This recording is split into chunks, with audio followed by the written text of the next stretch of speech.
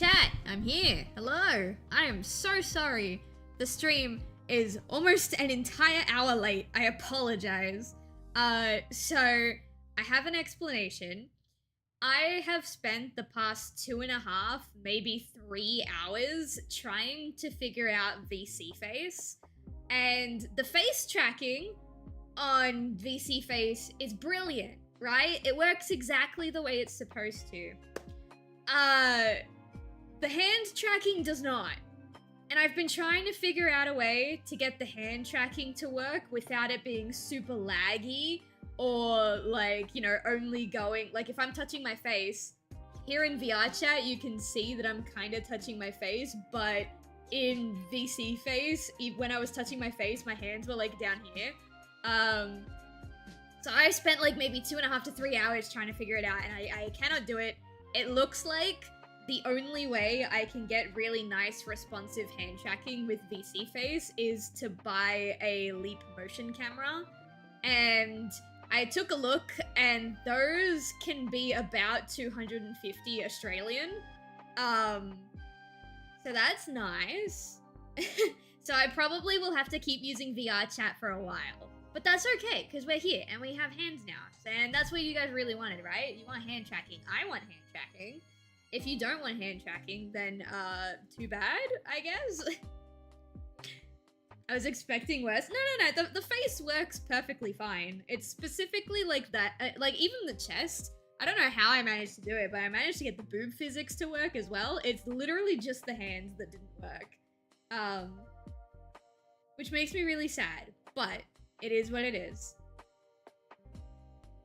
The camera prize? Oh yeah, no, the camera prize, I knew it was gonna be expensive, considering what it is. It's literally an infrared camera. But yeah, it's bad, but it's not as bad as I thought it would be. So I think that might be the next, like, the next investment in the streams is to get this camera. Adorable, I adore, aw, thanks. Hi, Reaper. Let me say hello to everybody while we're here. Hi, Ray. Hi, Richie Pie, welcome in. Hi, Sora.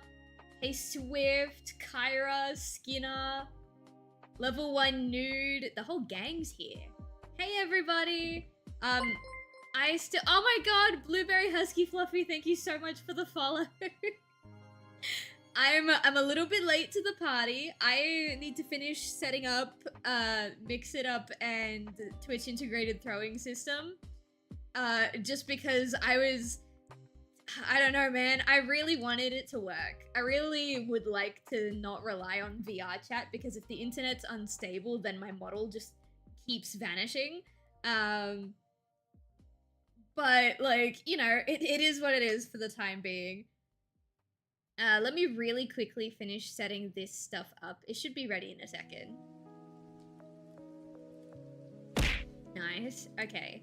I saw someone redeemed a heads up before the throwing system was ready. I'm really sorry about that. Here, I'll do it for you. Thank you. Now I just have to really quickly make sure Mix It Up is happy with me, because when Mix It Up's not happy with me, nothing works. Should be right here. Fly, okay. The stream is a slideshow. No. I'm so sorry. Is it me dropping frames? Hang on, let's really quickly fix this. It's fine for you? Okay. As long as I'm not the issue. 2, 3, 4, 5, 6. Alright, there we go. Let's test. Someone redeemed a pet before. Oh. Didn't work. Oh, I know why it didn't work. Hang on. Whoa. I just mix it up like that. Wait. Hang on. Yeah, there we go. That's what we want.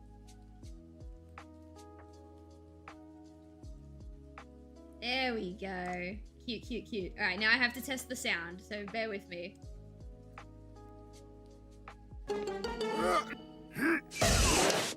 Don't let your kids watch it! Perfect. All right, everything's working now. Everything's working. We're good. Hi, everybody.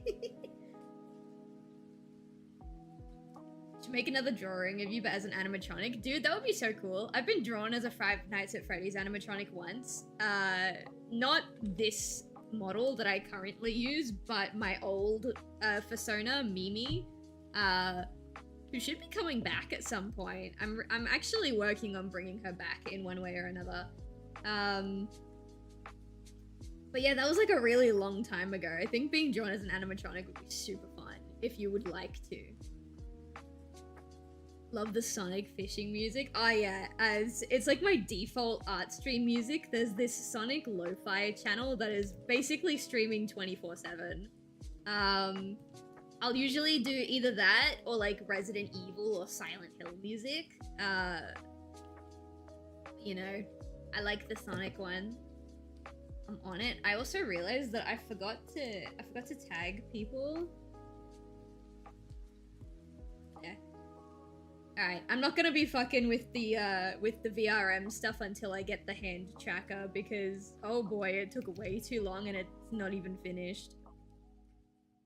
That being said, like, actually getting the model ready was fairly straightforward. I found a really, really quick and easy, like, tutorial to follow, and it was really helpful.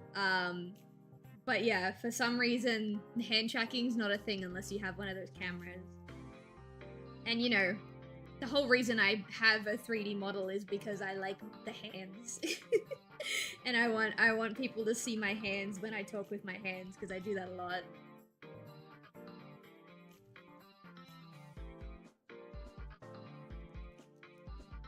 So we're gonna finish Skinner's commission today.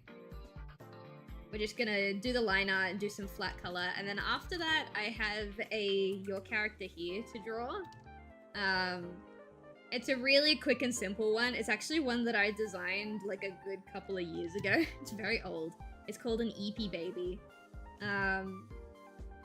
And I'm gonna keep like the pose and the layout of the pillows and all of that exactly the same, but I think what I'm gonna do is I'm gonna do the line art kind of like the way I do my boobies. So it's like a thick exterior, kind of makes it look a little more like a sticker type. I don't know how to explain it other than that. But because we did all of the hard work for this commission last... When did we work on this? Last Thursday? No, last Wednesday. It should be fairly straightforward. Like, I don't have to really use my brain for any of this because we already did the design, we've already, like, sketched it out, we've already picked out the colors. So now I just get to chillax, do some line art, do some flat colors. It's gonna be a good time. Cats come to bother me. Hello, Nemi.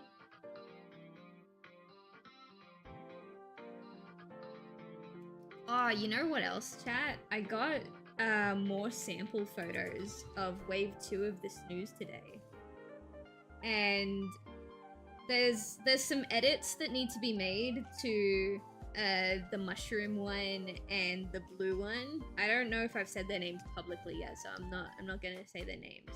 But like the two that I got the finished sample photos of today, there's a couple of things that need to be worked on. But for the most part, they look really, really nice. I'm quite happy with them.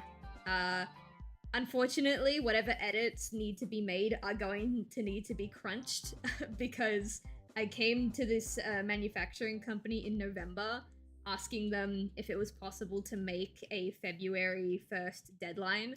And they said most likely it was possible, and then they didn't actually start making the samples until like right before Christmas. You know what I mean? So that was a little stressful. It was almost an entire month between when I first reached out to them and when they started working on the designs. And I have to ask them like basically every week, like, hey, can I get progress photos? Hey, is there progress done? Hey, can I see? Blah, blah, blah, blah, blah. Because if I don't, then like, I feel like they're not working on it. So, but that's okay. The samples look alright so far. Hopefully the edits that I need made can get made really quickly. Because, like, the show that I want to display them at isn't until February 14th, like Valentine's Day. But, like, I want the samples shipped to me on February 1st, just so that I can, like, kind of guarantee that they're going to be here for the show. Because the whole reason I'm getting the samples made is to look for investors and wholesale buyers for this second wave, so I kind of need them. But I think they're fun. I'm still waiting on some more sample photos for the third plushie, because the third plushie required the most amount of edits. They made the first sample with the wrong color. And then on top of that, they made a mistake. Well, they didn't make a mistake. They made a design choice that I understand but don't like, to do with, like, their chest. So that has to be redone as well. I think they basically have to remake that sample from scratch. So that's a little bit stressful, but I'm hoping now that, like, my deadline is really, really fast approaching, that they're gonna kick into gear and they're gonna get it done really quickly. I would hope so, because I paid a lot of money for these samples. Hello, Jake. Welcome in. I'm so sorry the stream is so late. I ended up playing with VRM models and, like, making and trying to configure it for, like, 2 to 3 hours. And the mouth movement, the eye tracking, all of that works perfectly fine. But, like, the hand tracking didn't. And the only way I could get it to work, like the hand tracking to work, it was really slow, it was really laggy, it wasn't fully configured. And also for some reason, when I did the hand tracking, it would, like, stop the blinking and the mouth tracking. I don't know why. So I have to wait until I can get a Leap camera. For now, we're gonna keep using VR chat. I might, sometime after the expo, the expo I'm bringing the snooze to in February, sometime after that, I might do some, like, pay what you want commission streams, just to maybe get the money for that camera, because I think that would be nice. I don't need it right now. Like, VR chat works perfectly fine, but it would be nice, you know? We'll see how that goes. Ideally, the convention will go so well that, like, I can just buy the camera. We'll see. Chat, does anyone... I have a new drink that I have today. So it's technically not a tea, but it's still a hot beverage. So does anyone want to take a crack at what tea I've got? Well, what drink I've got today? It's not a tea. It's not a tea. Because I'm, like, slowly expanding my my stream drink collection. Hot chocolate, you're very close. You're very, very close. I mean, you're technically right, but there's, like, an element to it. There's, like, a... I don't know if gimmick is the right word, but, like, it's a fun hot chocolate. Mocha? No. I do really like a mocha. My partner really likes white choc mochas, and I've had one of those before, and they're very nice. But you're very close. The hot chocolate is basically it. There's just, like, one extra ingredient added to it. Hot cocoa? Close. My friend pulled my leg and I'm currently working on getting 100% on Night Rain. Ooh, that sounds awful. That sounds awful, dude.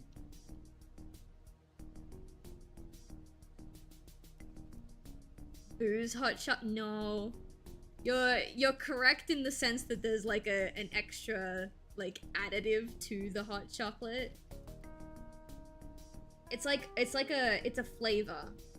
There's a flavor that's been added to my hot chocolate. It's really popular in, like, Queensland and Melbourne, allegedly. But I say allegedly because I've never been to a cafe that serves it. And in Sydney, it's like, doesn't exist. Mint, yeah, there you go, mint hot chocolate. That's what I've got today. I wasn't gonna buy it, but the little pre-made packets were like $4, $4.50 for like 10 little pre-made packets. So I bought some.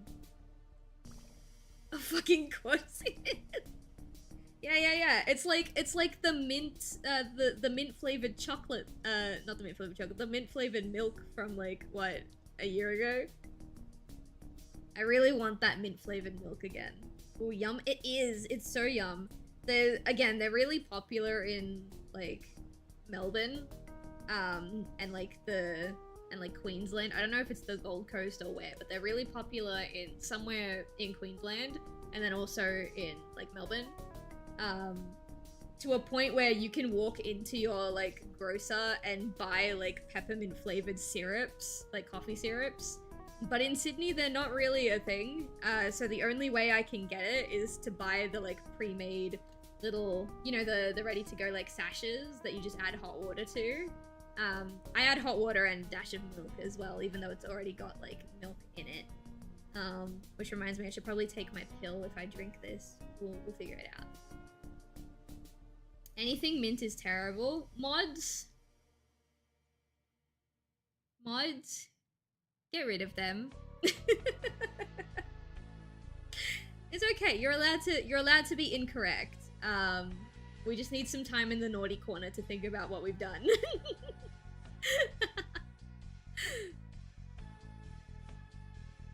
Nah, I think it's really nice because the specific mint that they use in this hot chocolate that I've got is like it smells like candy cane type mint. Like you know how there are different like types of mint flavoring. It's almost like candy cane, and it's really good. And I haven't had it in like years, and I really want to have a sip right now, but it's still too hot. People can be wrong on the internet. It's true. The internet is full of people who are just factually incorrect. And you, dear subscriber, are one of them.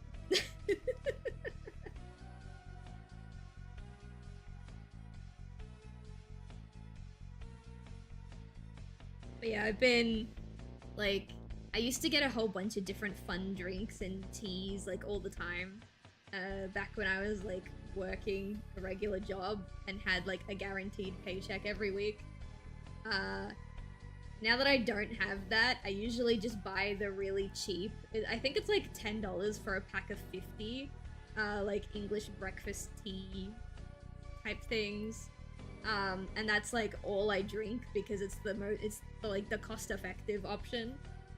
But recently the boyfriend went out and bought me a couple of tea flavors, and I went out and bought like a couple of like tea and hot drink flavors. And it's so nice to have options. You know what I mean? Like, obviously it's nice to have options, but like, you don't realize how nice it is until you've gone like a year, maybe 2 years without any options, and then suddenly you have them again. Anybody said mince and gum and mint flavor. That's fair. I know that there are some people out there that think mint is like spicy, and like, as someone who likes mint, depending on the concentration and like the ratio of mint flavoring to whatever else you're having, I understand. But like, I want to say 80 to 90% of things that are like mint flavored don't really have that spiciness. If you're going for like gum, like a super intense gum flavor, then yeah, it probably is. I don't know. It's just nice.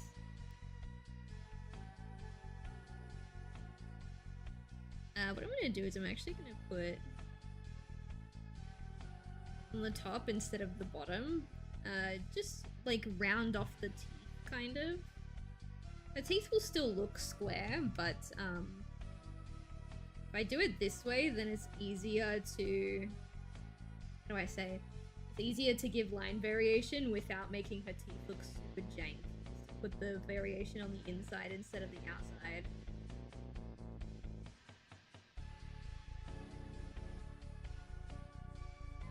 Art piece is complete. Oh, that was super quick. That was really quick.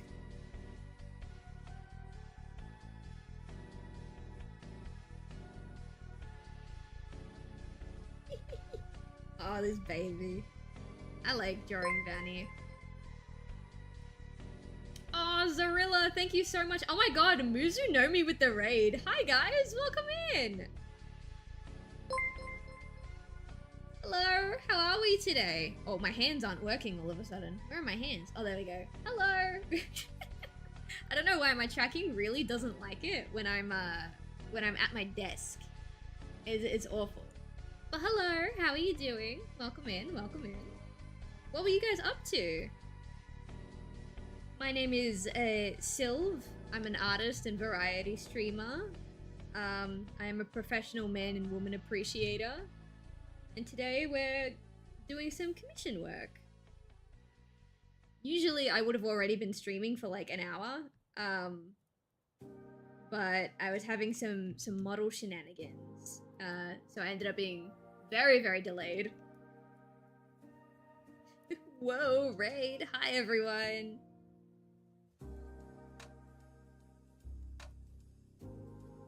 Gonna have a chill time. We're just vibing, catching up, doing some artwork.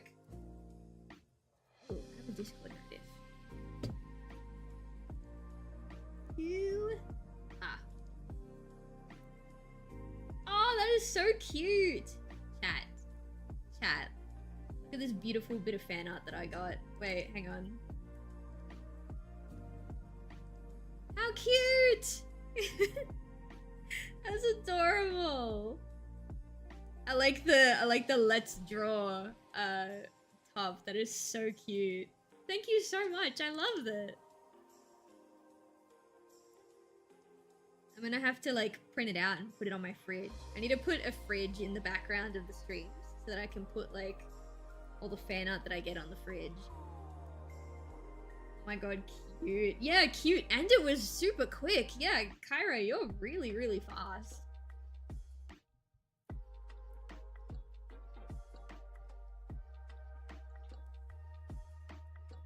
Yeah, I have a couple of pieces of fan art back when I used to stream with my old avatar, Mimi. But I don't think I actually have all that many of this one. Actually, I think I have 2 from Kyra, and I think that's about it. So I think we need to start. I think we need to do a fan art fridge. And I'll just make room for fan art little pieces on my fridge. Maybe that's something we can do next art stream. If I don't have a commission lined up, we can design like a cute little fan art fridge. Why am I having so much of a hard time with this right here?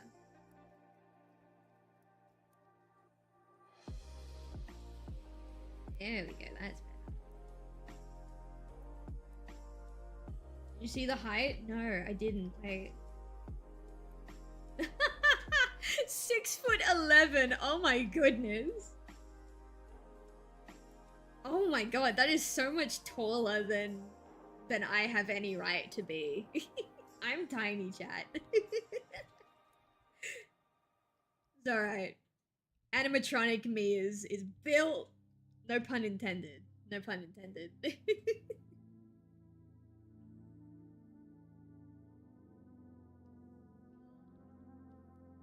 So tall. I know, right? I could only dream of being that tall. You know what I mean?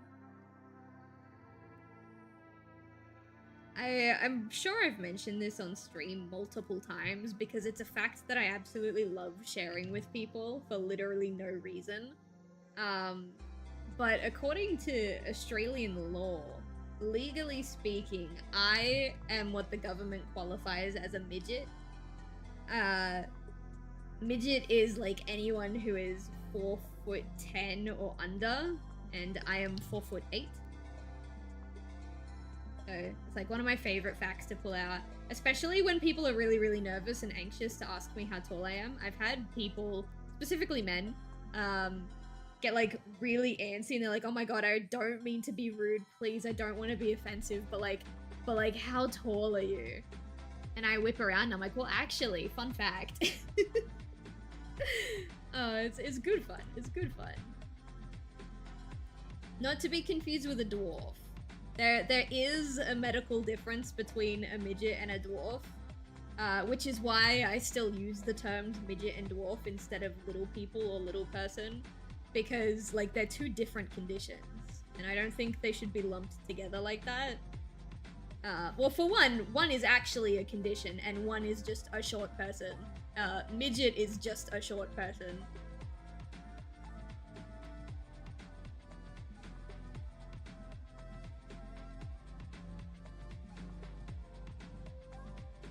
I'll make a broken down one as well. Oh, hell yeah.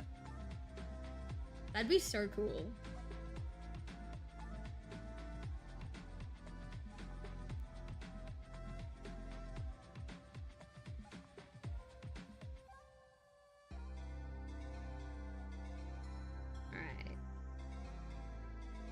The thing with my line art is I'll start a piece of line art and then I'll see that there's something else that overlaps it, and then I will leave it and I won't come back until I need to draw that overlapping part. You can see it literally right here. I like started the wrist and was like, oh, actually I need to draw Shadow's hand before I like finish this, and then I just didn't. I left and I did something else.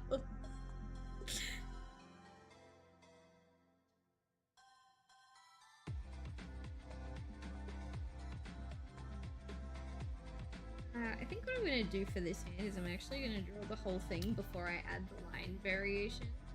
Simply because like this bit here is always where I have like, not a hard time, but like I need to think about how I'm gonna do the line variation as opposed to just doing it, you know?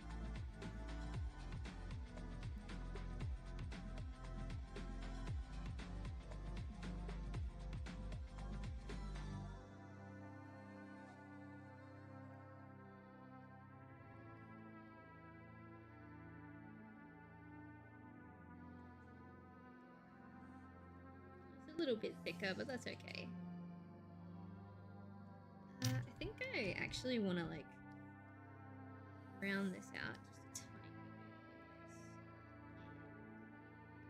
bit. I don't know why, that's just something I want to do. So I think usually what I'll end up doing is like this. But I don't want to go too cuckoo bananas with it.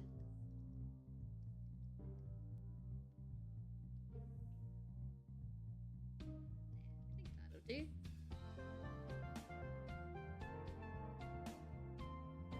What I should do, I should get some like custom music tracks, because I know a lot of artists here on Twitch, like they don't care about their like their streams being rewatchable like later on, so they just play copyrighted music and then they either don't upload the VOD or like, you know, it just gets taken down. But like my Sonic, the Sonic music I've got in the background has that issue anyway, you know? Like I still have to worry about the copyright, because sometimes the songs they play is like, oh, actually you can't play that one. Not a lot of them, but some of them do. Like maybe I should just like either go to like a copyright free music site or like just fucking not care anymore and just play copyrighted shit. The thing is, like, even if I don't edit down these videos, these streams and turn them into videos, I still like to have the archive. I don't know, I'm weird like that. So the main reason I stick to this kind of music is because then I get to keep the archive. I really hope my drink is cool enough to have a sip of right now. I really want it. Alright, hang on.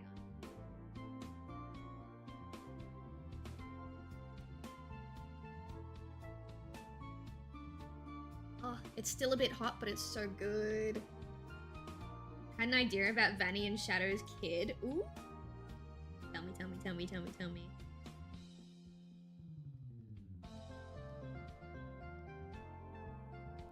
Chat, I don't think you understand how attached to this Sonic character I am. It's not even mine, you know? I've just been commissioned to draw Vanny so many times. And like, you know, Skinner has just won a handful of raffles as well, which means that I have to draw Vanny even more. And I don't know, maybe it's exposure, but I have, this is my baby too, you know? Like, I'm like the cool aunt. I feel like Vanny's cool aunt, you know what I mean? Gotta hop off and prepare for my own stream this morning. No worries, have a lovely time, Ray. Thank you so much for hanging out with us.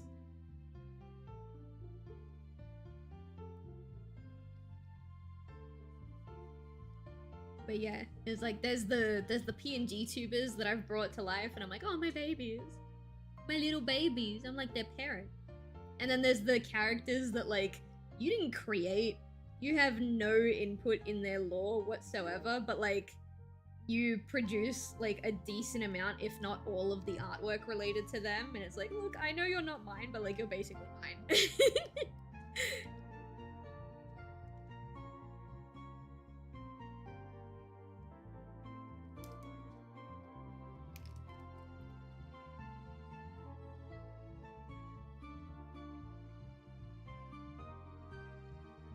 Long ears like Vanny, but the back of their ears is like quills at the end.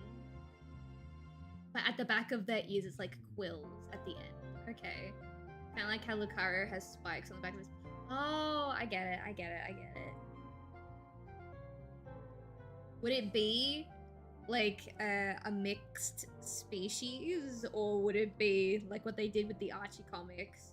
But like if it's a boy, then it's the father's species, and if it's a girl, then it's the mother's species. Mix? Nice.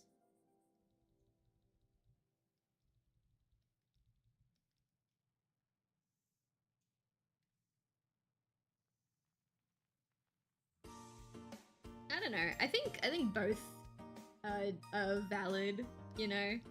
Like, I think the way Archie did it makes sense lore-wise, because if interspecies relationships led to mixed breed kids, then we have to assume that every single character in Sonic had quote-unquote like purebred parents in order to be quote-unquote purebred whatever species they were, like hedgehogs and cats and stuff. And like I really like the idea of mixed species. I think it's super, super cute and I love it very much. But like, for the sake of my own suspension of disbelief, I personally, when I do my own fan kids, I use the Archie Comics way of doing it. Even in like my own like graphic novels and like animations and stuff, I do that. Just because I thought it was a really clever idea. Maybe it's like a small chance. Oh, I do like that. That way both ideals can kind of like coexist almost. So it's like, say you have like 6 kids, there's like a 0.6% chance that instead of being one species or another, it's just a hybrid of both. Scarlet, thank you so much for the follow. Gave a follow before I go sleep. No worries. Have a lovely sleep. Thanks for vibing and hanging out with us.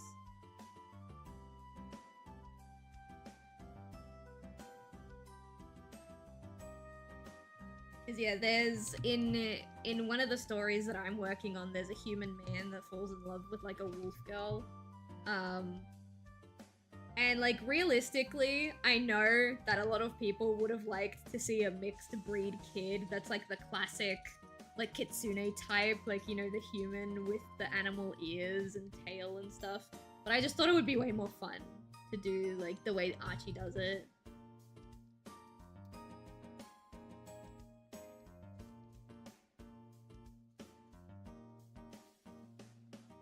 You're the aunt, you're the godparent. Yeah, I am. Yeah, thank you for that. I feel like I've spent so much time with this character that it's like, yeah. You might not be mine, but you're mine. Okay.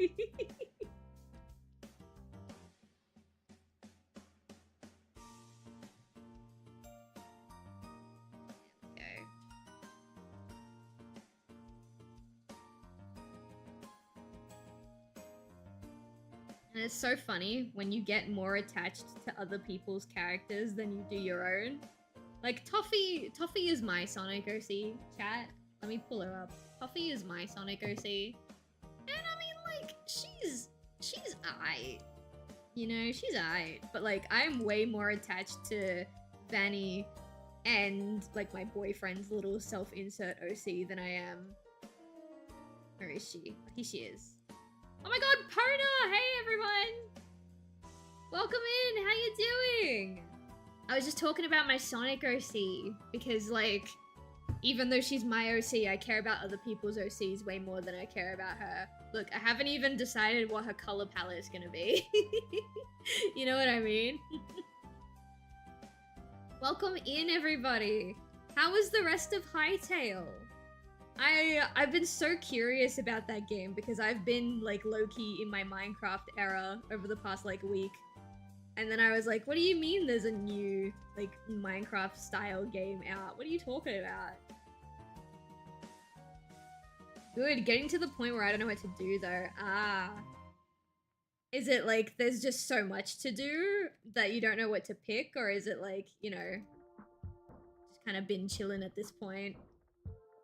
She's Vanny's college roommate. That's true, they were college roommates. That's why when my character shows up in the story, literally the only person who knows her is Vanny, because it's like, oh wait, nah. Yeah, we went to college together. You know what I mean? Well, for anyone who doesn't know me from the raid, hi, my name's Silv. I'm an artist and variety streamer. I am a professional man and woman appreciator. I like horror games, I like story games. I write my own stories. And we're doing commission work today. We're specifically working on a were-rabbit form for this character. Well, this is the were-rabbit form. We designed it last week together. And now we're working on a piece, an OCX canon piece. Oh, dude, Templar with the 15 stream streak. Hell yeah. Don't know who you are at all. Ah. What an ego death moment.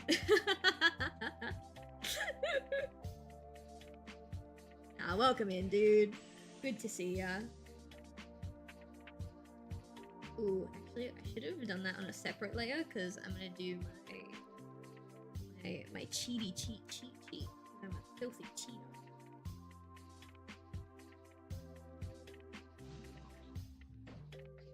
Transform. There we go. Look at that. That nice.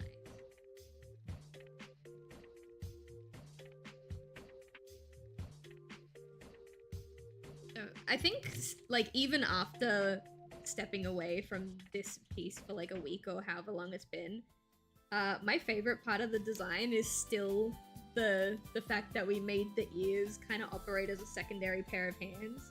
I don't remember where I got that idea from, but like I'm so glad that that's the direction we ended up going, because I think it's fucking sick, dude.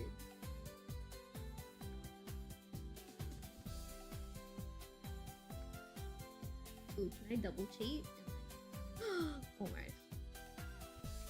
Almost. That's okay.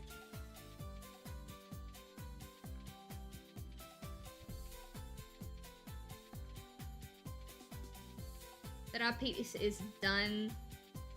I just need a phone to take the pic.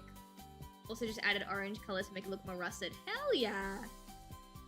Somewhat Klonoa based with the big ears. I have never played Klonoa, and like it kind of makes me sad because I think it's something that I would really, really like. I've heard that Klonoa is the type of game to make you cry, and I'm like, oh, perfect. It's only a matter of time. I think it's on PlayStation Plus, or like one of the Klonoa games is on PlayStation Plus. I don't remember. But I would love to sit down and play Klonoa. I think this year will probably be the year. Hello, welcome in. How are you? Thanks for raiding in. Never played it either, just reminded me of that design. I think Klonoa is cute. I like them. I say them because I don't actually know if Klonoa is a boy or a girl. But I like them. I think they're fun. It gives, like, based on what I do know about, like, Klonoa, the games, it kind of gives Kirby energy.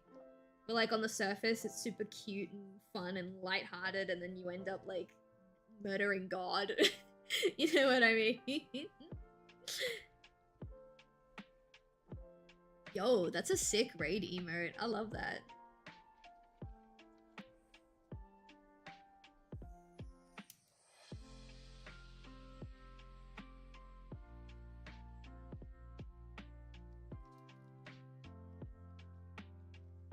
Now I'm doing the line art for the hand, but my brain was just like, I'm bored. What other line art can we do? And it's like, no, we literally have to finish the hand because it overlaps so much of the design.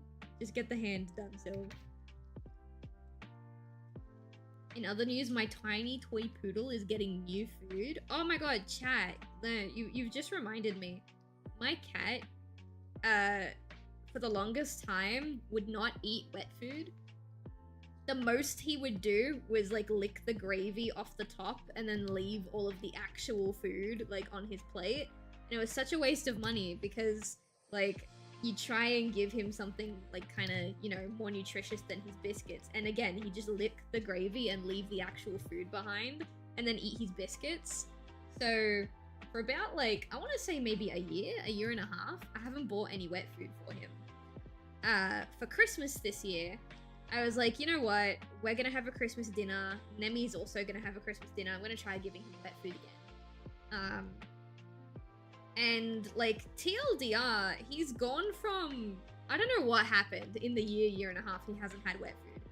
But he's gone from, like, just licking the gravy and leaving the actual food to, like, scoffing down an entire can every morning. And sometimes he'll even get upset and he'll try and ask me for more wet food after he's had a full can. And, like, it's such a hard turn. And I'm glad that he enjoys wet food, but it's also a lot more expensive to get him wet food to eat every morning. So I'm like, oh no. Oh no, he enjoys this thing that he used to hate, but, like, oh. Obviously, I'm still buying the wet food. He had to pick between two brands. He chose the more expensive one. Yeah, the more expensive one's probably tastier and has more nutritional value, and they can probably taste it. Bacon sandwich sounds so good right about now. I could go for a bacon sandwich. Some people, and clearly animals, are okay with simpler food. It's like me. When I lived by myself, I lived off the same food rotation for several weeks. Oh, never mind. He is biblically gluttonous. I think in his old age... Sorry, I'm petting him right now. He's taking a nap on the chair next to me. I have to keep a chair next to my desk so that he can sit next to me, otherwise he gets upset. What was I don't even remember what I was saying. Yeah, no, I don't know what happened. He used to just, like, you know, do whatever, and now he's like, I want wet food! I want wet food right now! Where's my wet food?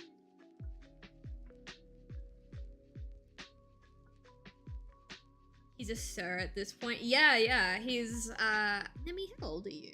You're like 4 years old or something, aren't you? He's turning 5 this year, I think. Getting up there in years.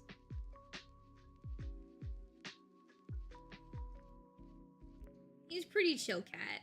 He's pretty chill. I think part of him is still upset that he's not allowed outside anymore. Like roughly 2 years ago, we decided that he wasn't allowed outside anymore because even with his tracker, there were times where he just wouldn't come home. And I know for some cat owners, it's normal to not see your cat for like days at a time.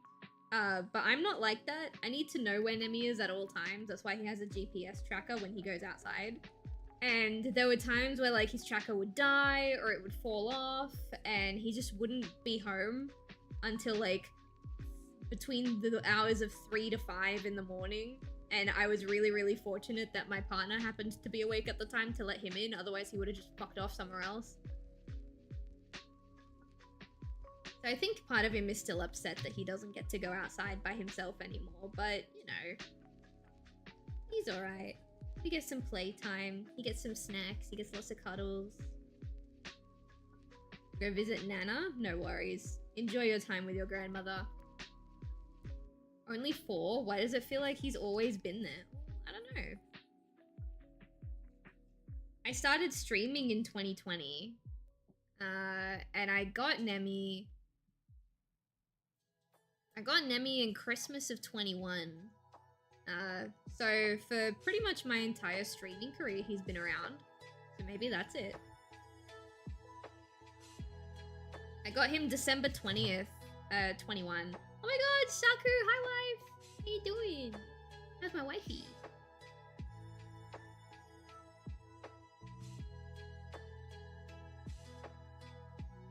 But yeah, I started streaming in, I believe, like, somewhere between June and August of 2020.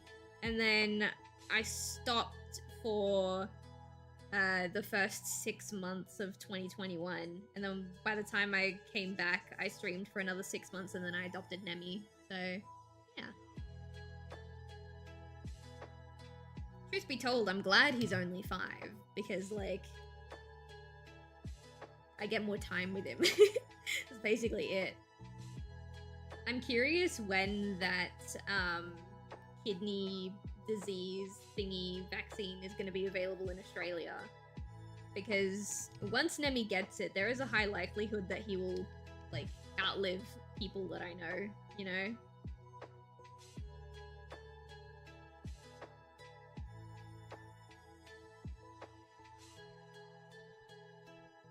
Saku, we're drawing Shadow the Hedgehog OCX canon. One of my favorite types of commissions to do, and I didn't even know that until like the first one I got like maybe a year, 2 years ago. Love doing OCX canon ships. I think they're one of my favorites. How we doing tonight? Hi Gray, welcome in. It's a shame that the hand that does all of the tracking today is the one behind my TTS bots. I can track my left hand, but my smudge glove is black, which means the camera has a difficult time picking it up. If I take the glove off, it's fine. But once I put the glove back on, yeah, it has a hard time tracking my left hand. 3 years, 1 month, and 5 days. Jeez.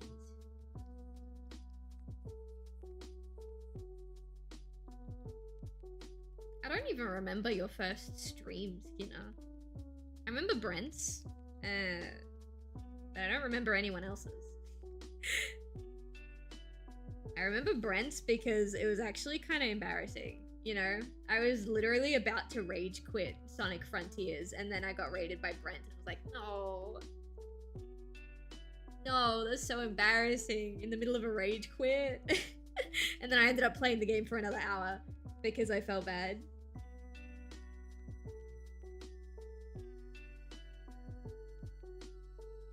It was either Sonic Frontiers or Hitman. Oh yeah, didn't you say it was the Hitman stream where I tried to put everyone in the fridge? I want to do that again, by the way. I'm gonna boot up Hitman and do the exact same gimmick again.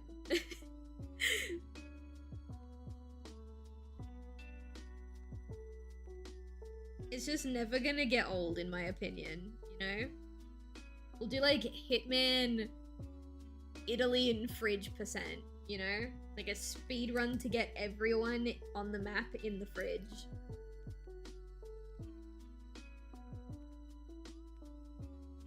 I actually wanted that to be my last stream of 2025, but then a bunch of shit happened and then I forgot about it. So it's fine. I would like to do it again at some point. I also want to try Hitman in VR. Apparently it's broken as all hell, but it sounds really fun.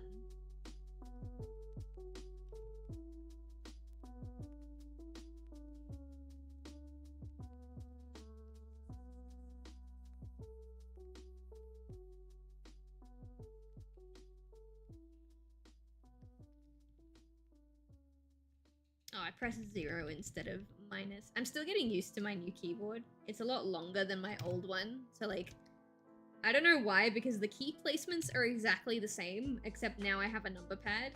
But like, even though the key placements are exactly the same, I have such a hard time pressing the key that I want to press. I always end up pressing the wrong one.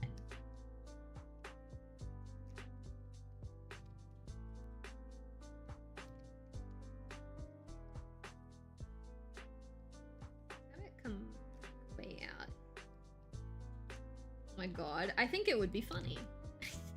I think Italy and fridge percent. That's what I'm gonna call it until I think of a better name. I think that would be really fucking funny.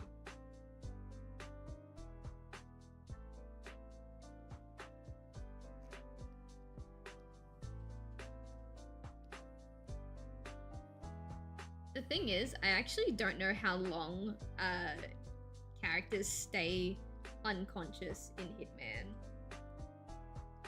I don't know how long they stay unconscious and if that's something you need to worry about. Because if it is... Sorry, my phone just went up. If it is, then you have to consider whether it's easier to just, like, leave... We'd have to have two categories. We'd have to have, like, dead category and, like, unconscious category. Because if you're gonna kill everyone, it's actually pretty easy and pretty quick to get everyone in the fridge. But if you're trying to stealth it and you're trying not to kill, like, people, then yeah, it's gonna take a while.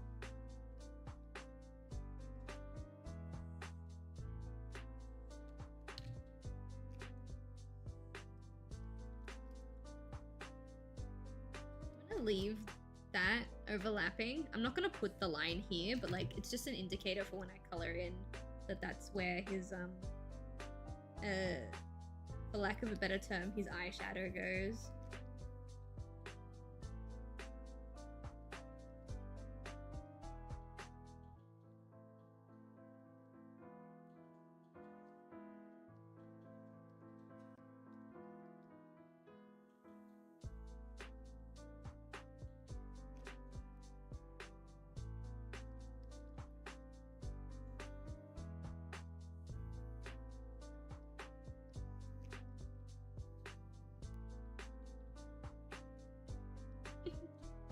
Our poor little emo boy. I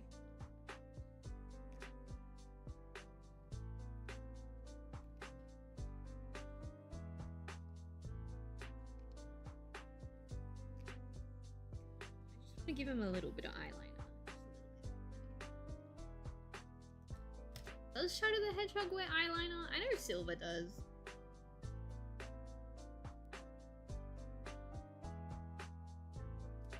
Oh yeah, chat, have you guys seen the premise for Sonic 4? Have you guys seen the premise for Sonic 4? One second.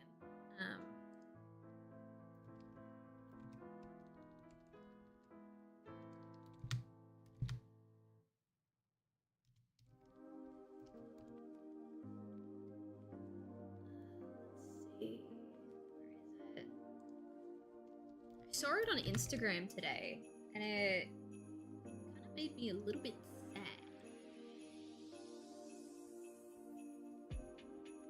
Damn it, okay. I don't know if it was real or not, which is why I'm trying to have a look.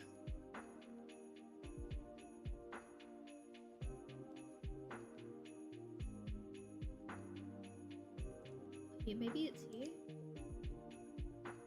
Story details. Yeah, it came out like weeks ago, roughly.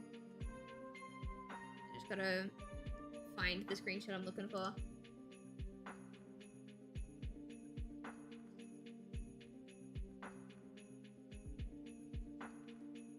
Alright, I can't find the screenshot, but basically what I heard, right?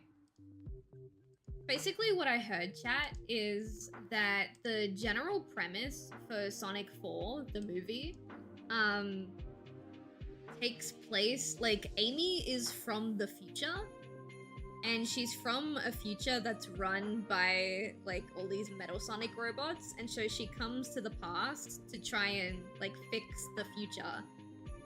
And that made me kind of sad because, like, yeah, Sonic CD, the first game that Amy Rose was in, technically kinda is that, you know? Like, there's the past and the future, like, goalposts. and you can get like a bad future that's run by like Eggman and Metal Sonic and stuff, so it's thematically correct. But it also sounds exactly like Silva from Sonic 06, with the main difference being, like, in Sonic CD, Amy Rose is from Sonic's time period. She's not from the future, whereas, like, in Silver the Hedgehog in Sonic 06 was from the future. And it feels like they didn't know how to do the time travel stuff in Sonic CD, like, appropriately, so they just copy-pasted Silver's backstory and gave it to Amy. Which makes me really sad because, like, as someone who didn't like Sonic 06, I fucking love Silver the Hedgehog, you know? And my hate for Sonic 06 mostly comes from, like, the gameplay. There was a bunch of things in, like, the story and the decisions they made that not all of it was good, but all of it was interesting, to say the least. And I really wanted Silver, man. So either Silver's not gonna be a movie character, or they're gonna, like, try and make Amy a part of Team Future, and it's gonna be, like, Silver, Blaze, and Amy. Which, like, it's not something I'm opposed to, because Sonic has had multiple different continuities throughout his entire, like, existence. So the movies having their own separate continuity, like, is its own thing, whatever. But I just really want Silver. Like, you can make all the changes you want, but please give me Silver. I need to see him.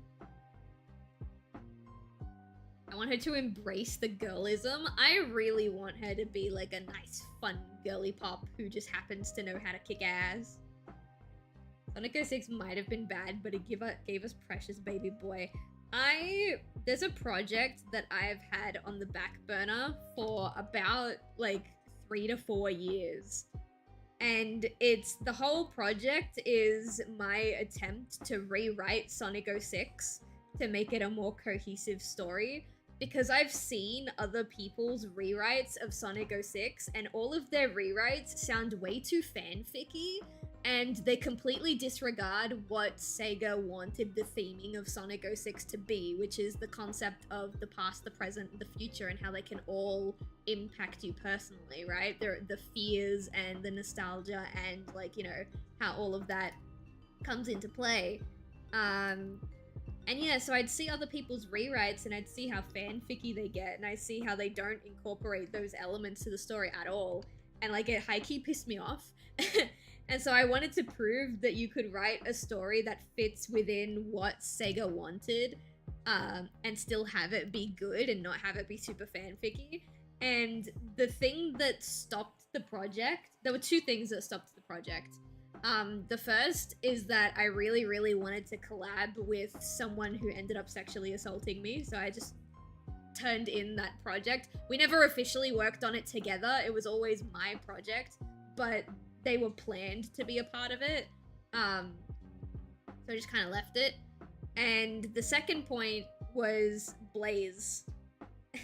Blaze is a very, very difficult one to incorporate into the story properly, specifically because she's part of the story because, like, Sega kind of retconned her a little bit to say instead of being from an alternate dimension, she's from the future.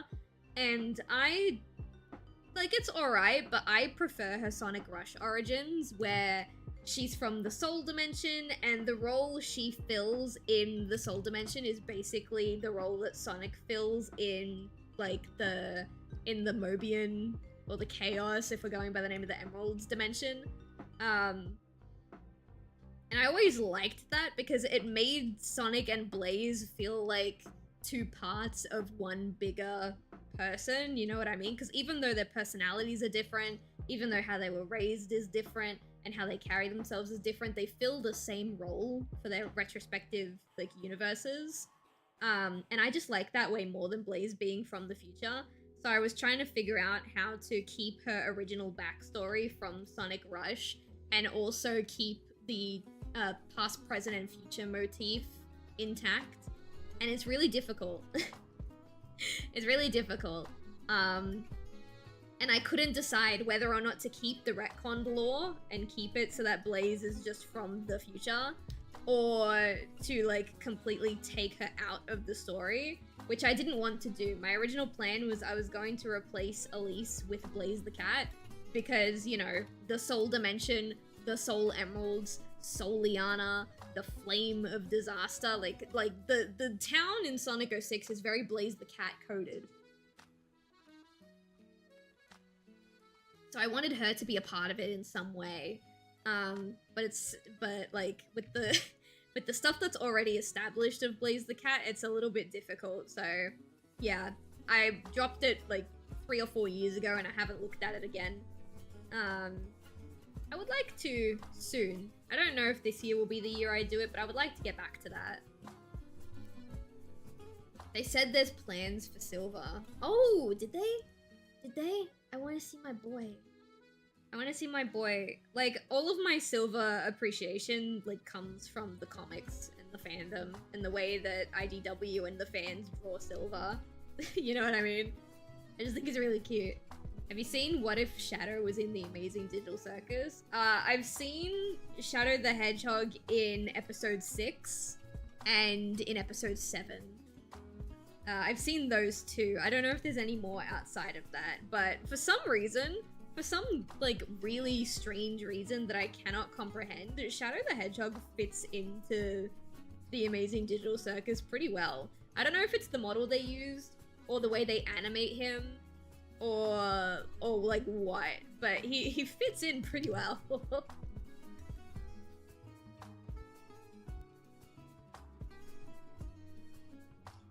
I hate the beach. Oh, I didn't see that clip. I saw the clip with the button. I don't want to say too much because I don't know if people here are caught up with the Amazing Digital Circus. I'm sure anyone who wants to watch it has caught up, but, you know, I don't want to say too much more than that. I'm very excited for the next episode. The next episode is supposed to be, I believe, March?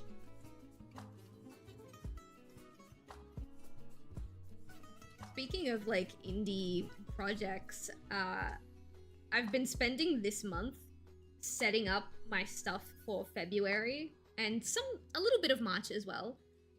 Mostly because February is the month that my expo is, so I really want to put a lot of energy into the expo and selling my Snoop plushies. But also because in February, I'm planning to write out the rest of the Fairy's Tale. I probably won't be able to finish writing the entire series, but I want to at least get to like the halfway point. I want to. It sounds chaotic to write like 3 to 4 episodes of a pilot in like a month, less than a month, because I have to prep for the convention and then go to the convention. But that's kind of the plan at the moment, because I really want this year to at least like set up a bunch of like pre-production stuff that'll help smooth the process, so that when I do have the money to pay the voice actors, it's like bang, bang, bang, bang, bang, done. So that includes getting all of the scripting done. It includes like spending some time learning how to make new assets, which will make like production a lot quicker when it actually is production time. It involves hopefully, fingers crossed, finally hiring a musician, like a composer, to create some original music, because there was supposed to be original music in the pilot, but the money that I was gonna use ended up being put towards my wisdom tooth surgery. So yeah, I'm gonna set up a whole bunch of pre-production stuff as quickly as possible, because if I can do that, then the only thing stopping the episodes from coming out is like the money to pay people, which will happen. It's just, it might be sooner, it might be later, depending on how my store goes.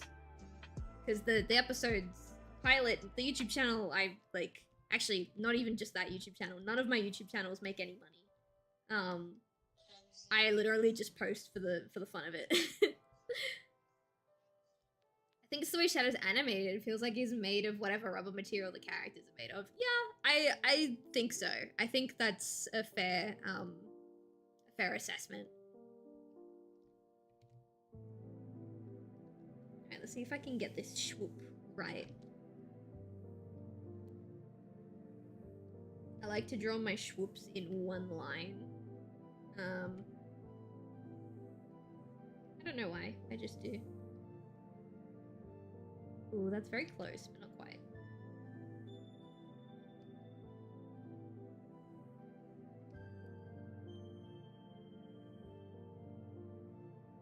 It's a bit too woobly.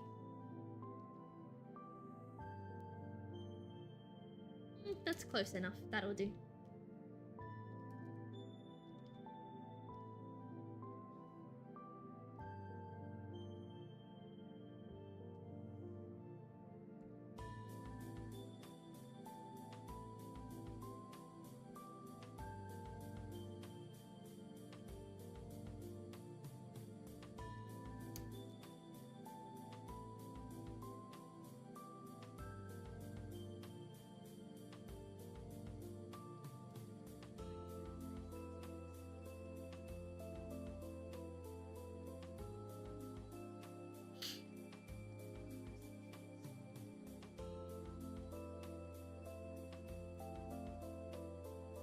I don't know if anyone else gets this, but when I go from like extreme heat to like extreme cold in really quick succession, I end up like getting sick. You know, like cold and flu sick. And I don't know why it happens, but it's something that I've had to deal with basically for forever. And like, so now every time it's summer and it's like kind of warm and then it like kind of quickly goes to like a cooler temperature, my nose gets all funky and I'm like, I absolutely cannot be getting sick right now. Actually, if I get sick now, it's probably for the better because then I would have recovered by the time my expo comes. I think it's like shock to the body. Yeah, kind of similar to like when people step into direct sunlight and they have sneezing fits. Get a new nose easy. Hi Chai, how you doing? I think I do need a new nose. I don't think my nose works the way it's supposed to. But I can't just go and buy a new nose, you know what I mean? Kind of stuck with the one you got. Unless it's like, you know, a medical emergency that my insurance will cover, in which case, yeah, I can get. Oh my god, Chai. I have new work in progress photos of the plushies, the Wave 2 plushies that I showed you a while back. Remind me to send them to you if you want to see them. Hi. Why is my girlfriend using my wife's emotes? How do you know my wife? Are we gonna have a problem?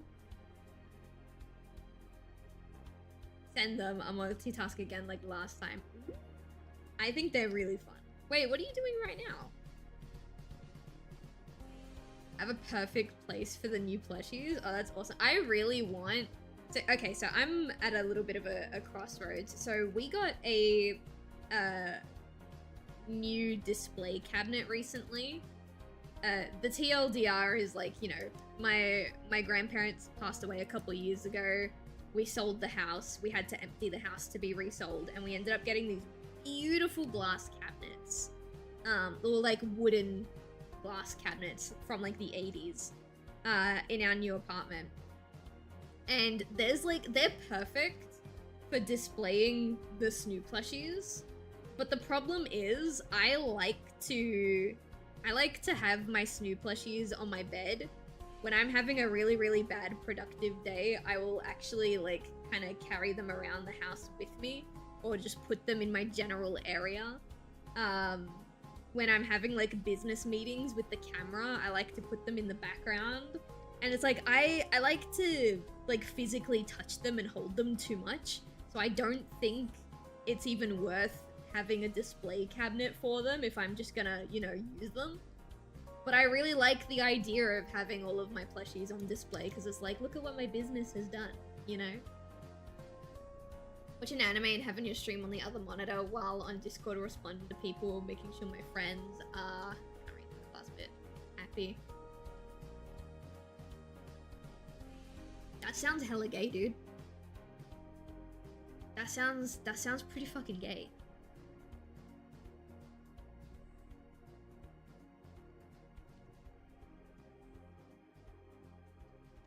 Oh no, now I can't draw this quill. Yeah, and that was it. That was it. No notes. It just sounded gay. That was it. Nothing wrong with that. I never said there was anything wrong with that. Just, you know, pointing it out. Am I not allowed to point things out anymore, chat? Chat, are we gonna have a fight?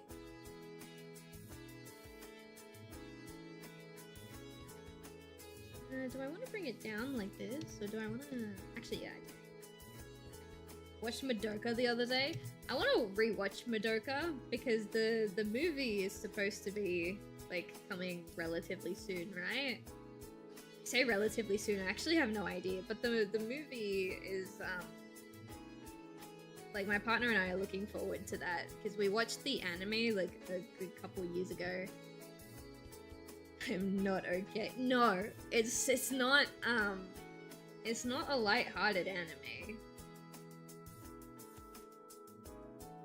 Actually, I think Madoka Magica might have been my first experience with like proper, honest-to-God doomed Yuri. And like not even for the sake of the meme, like oh those two are definitely doomed Yuri. Like actually legitimately purposely written doomed Yuri. I think Madoka was my first experience with that. I'm supposed to be taking care of myself, but being around positivity helps positivity. Yeah, I agree. Sometimes it sounds kind of weird, but sometimes the best self-care you can do is like caring for someone else. It's kind of weird, but you know what I mean. Madoka Magica is gonna have another movie. Bitch, I thought the Doomed Yuri was a great ending. I don't remember what the movie's about. I don't know if it's a movie adaptation of the anime or if it's like extra chapters. I don't remember. I just know that it's happening. Maybe we can find out together, chat. Hang on. Oh, thank you so much for the follow. I appreciate that. Welcome in. Hi. Also, hello, Grifter. Oh, that is such a cute set of emotes. I love it. Hello. How you doing? Let's take a quick look. Madoka Magica the new one. There's already been 3 movies. 2012, 2013. So the one that's coming... Oh, it's coming in February. Okay. It was supposed to be out in 2024, but it looks like now they're set to come out in February. So my partner and I actually have a couple of movies to watch before we get to this point. Can't find the premise. I found like a stupid Gen AI response, but I don't like to use Gen AI. I like to look at the sources that it's pulling from. This source is from July 15th, 2025. Let's see. There's a trailer. Chat, do you want to watch the trailer for the next Madoka Magica movie? Want to watch a movie trailer with me, chat? Hi, Yoon. Welcome in. How you doing? Hello. I don't know if the trailer will be spoilery, considering it's the 4th movie in a series. So I don't know, but do you guys want to? Fine with whatever. What about you? We're just vibing. How many movies does it have? It has 3. The one in February is gonna be the 4th.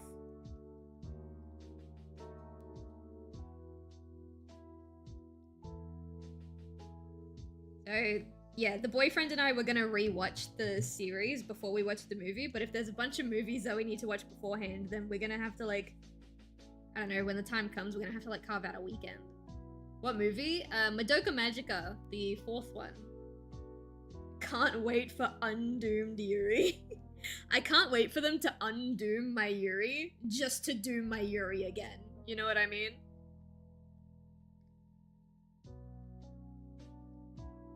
What brush size is this? 5. Copium is real. Sometimes you just want your lesbians to be happy, you know what I mean? They won't be, but sometimes that's just all you want. Oh shit, hang on. I have made an error.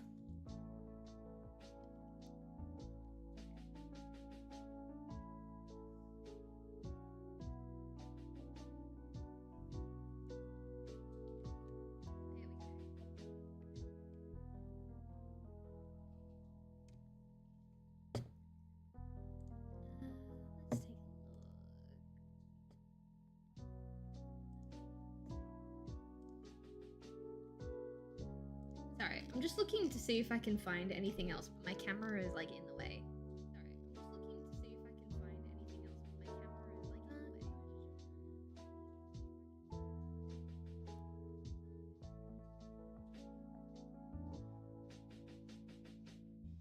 Okay, based on the synopsis, I don't know if they just copy-pasted the synopsis of the anime, or if this is the synopsis for the movie, but it sounds like it's just a rehashing of the anime. I am not okay. What do you mean? You've got so much more content that you need to look at now. What do you mean? You've got so much more content that you... What is that audio? What is the audio? Oh, have I had a slight echo this entire time, chat? Alright, well I fixed it. You know there's a capital O in your stream title? I did not, but now that I do, I think it's funny and I'm gonna leave it there. Have you seen the new Silent Hill movie? It looks whack. No one's seen the new Silent Hill movie. It hasn't come out yet. I was keen to watch it when I found out it existed, but the problem is that I found out it existed after I bought my Iron Lung tickets. And I only had the money to see one film, so I'm already going to see Iron Lung. I'm super keen for Iron Lung. We're going on a double date with my sister and her partner. But yeah, I'm keen to see Return to Silent Hill. I think it's got potential. I think people have been hating on it way too hard, way too quickly. And I think the people who have been doing that are like Silent Hill purists, you know? They're probably the same people who say that fucking the Silent Hill series died at like Silent Hill 4. Which, you know, they're half right, but we're in like a new era now. So like, grow up. The trailer. Yeah, I've seen the trailer. Well, I've seen one of the trailers, and my only like genuine complaint is, oh my god, totally fucks with the raid. Hi guys, welcome in. How is everyone? Welcome. What are you guys up to? Hi. My name is Silv. I'm an artist and variety streamer. I am a professional man and woman appreciator. I like horror games. I like story-driven games. I like just vibing with my chat. And today we're doing some commission work. What were you guys up to? Working on art for 8.5 hours. Whoa. Like, don't get me wrong. I've had long sessions before, but like on stream? Couldn't be me. Maybe because I like to chat with my stream while I'm drawing, so it's really hard to get a decent amount of work done, but could not be me. That's insane. Pretty crazy stream, but it was hella great. Oh, thank you so much for the follow. I appreciate that. I hope you guys have a great time with us today. Short stream. Silv's gonna match that now? Whoa, wait. Wait.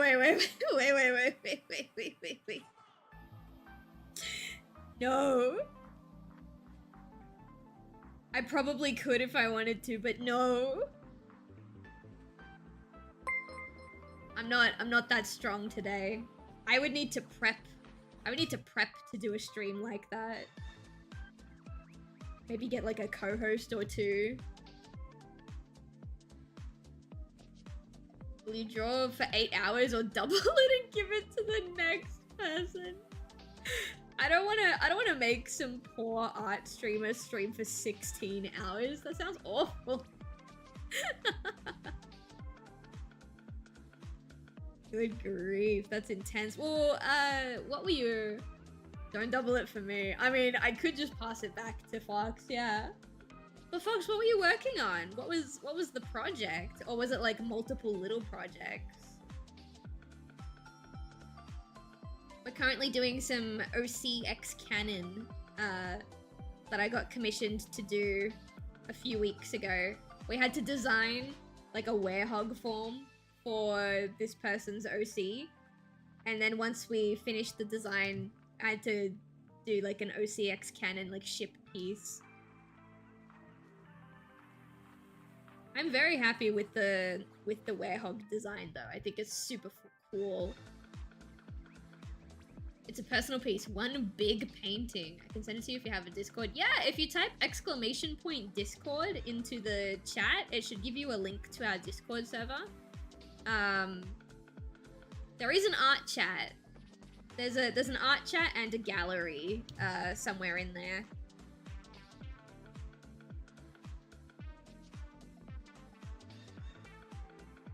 There we go.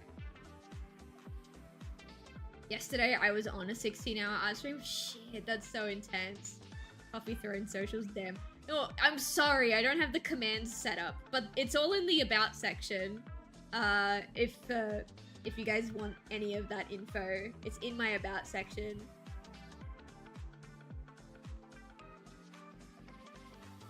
Chai is only trying to plug for me because every single time I'm in one of Chai's streams, I use her TTS to try and make her followers give her money. Literally every time, without fail, I'll use the stupid Carl Weezer TTS, and I will try and bully Chai's community into giving her money. The command's not gonna work! Here, if you really want it, I'll put it in chat. If you really, really want the throne, I will put it in chat. I need to update the throne actually. I want to put my camera on there so that I can have hand tracking in like without VR chat. So I need to update it still. Fix it? I'm not gonna fix it right now. I'll just give you the link. That's good enough, isn't it? Has been sent. Oh, hell yeah. Chat, do we want to see what they were working on? Hang on.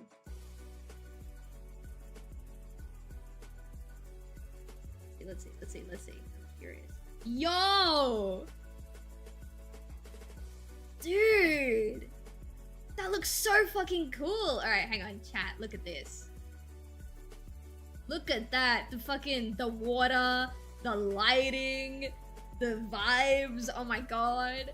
The way that, like, you see their tail just kind of go all wibbly when it hits the water because it's all wet. Dude, that is awesome! It is so detailed. I love the blurry foliage in the front. Like, oh my goodness. Oh my god. Is that, dare I ask, is that the finished piece or are you still working on it? Work remains. Yeah. The scenery is absolutely gorgeous. I didn't even notice it until I went to close the picture, but the dust particles, oh my god. That's beautiful.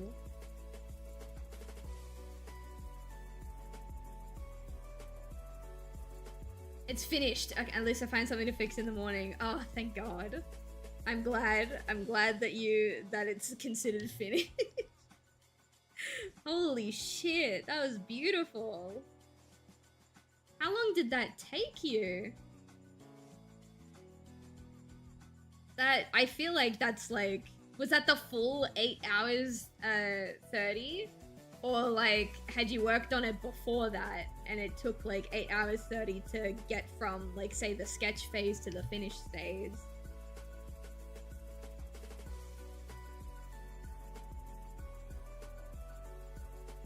I'm a bit scared to ask, if I can be honest. But I feel like something like that, yeah, that takes a hot minute. 8 hours 30 from start to finish. Okay. I was like fully expecting it to be like, nah, it's like a 12 hours total. Ads real quick. Oh, no worries, my dude.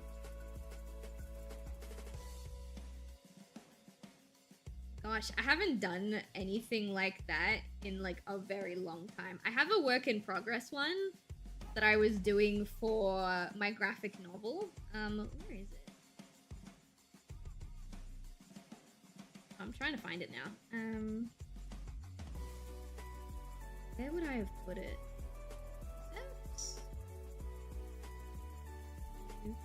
Where is it? I posted. Oh yeah. It's not finished yet. This is probably the closest that I've gotten to doing something even kind of like that. I don't know why Siobhan's turned off. Yeah, there you go. Her shading's not finished. That's just like the basic bitch what I do. I might even change it because from the point I started this piece to now, the way that I shade my pieces has actually changed quite a lot. So I might have to redo Siobhan, the cute little furry girl. But that's probably the closest that I've gotten to doing anything like that. I do have, oh, ignore my Sonic character. I do have, is it in Caden's folder?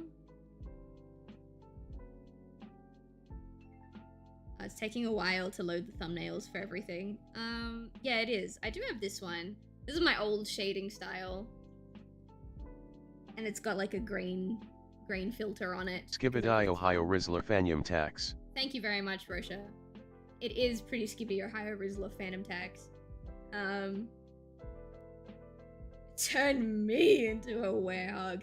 Have you guys seen the werehog design? So chat. This is what we're working on right now. Where is it? So this is the base character. I did the reference sheet for them a good couple of months ago. And as part of this commission, I had to design a werehog form for them, which is, this is what it ended up looking like. This is the base model, I guess you could say, of the character, and then this is what we ended up doing for the werehog variant. And I'm really happy with it. I think it looks fire.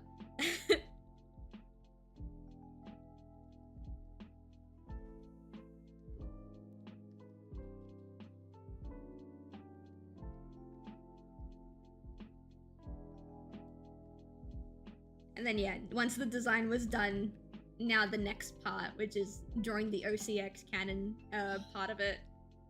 The ears being claws is adorable. Yeah, I love that idea so much. I'm so happy. I'm so happy that the commissioner liked that idea. I was like, wait, shit, hang on. Am I cooking?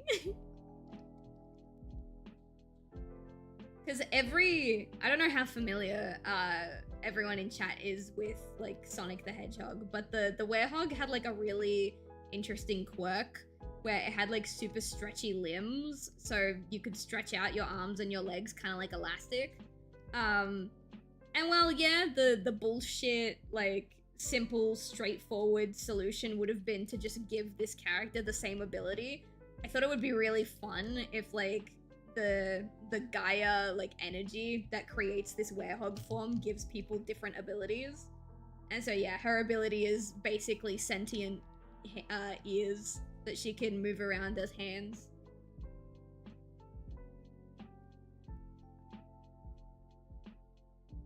Silver's a genius? Oh, you're giving me too much credit there. On occasion, I have a good idea, but I wouldn't say I'm a genius. I'm just a guy. Always fun seeing the creative things people do with bunny ears. Oh, yeah. I think bunny ears have so much potential. This place looks like a deserted mine of Oh no, am I getting ads on my Sonic the Hedgehog lo-fi music? No, I'm not. Okay.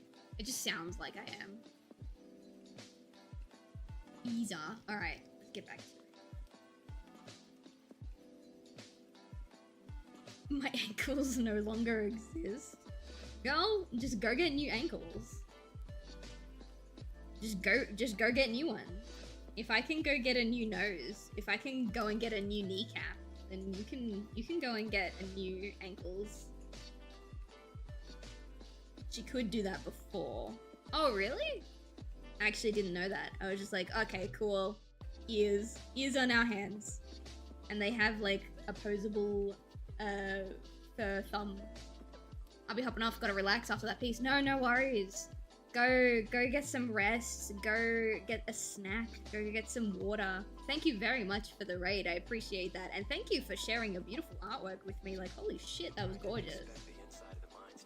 Also, good night, Nitro. I see you're love to stay a bit more. It's currently 3 AM. No worries, no worries. Go get some sleep. Thank you very much for joining the raid. Thank you very much for hanging out with us. Don't be a stranger. We'd love to see you all again. Before you go, you got a comm sheet? Oh yeah, actually. I'm sure we could find it if we stalked their Twitch. I'm sure if we went onto their profile, we'd find a link. I do. Excellent.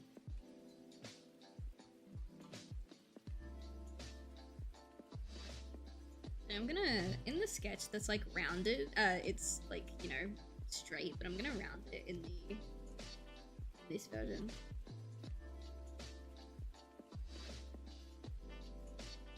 Actually, you know what? I was trying to put my finger on it. I wasn't quite sure because I haven't consumed a lot of this artist's artwork, but a little bit of Fox's drawing kind of reminded me of Two Kinds. I haven't read Two Kinds comics and I haven't seen their artwork in a very long time, but something about Fox's artwork just reminded me of them. It's a compliment, by the way. I think their artwork is very lovely. I just feel the need to specify that.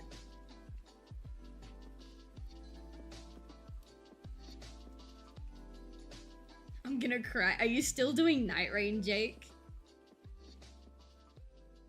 You know, it's okay to accept defeat and just admit that you're not capable. It's alright. We might point and laugh for a little while, but at least you tried, dude. At least you tried. It's okay. Hi, Kyra. Welcome back. How you doing?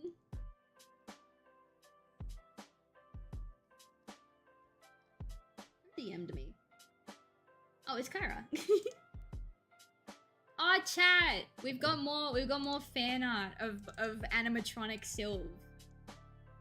Look at this.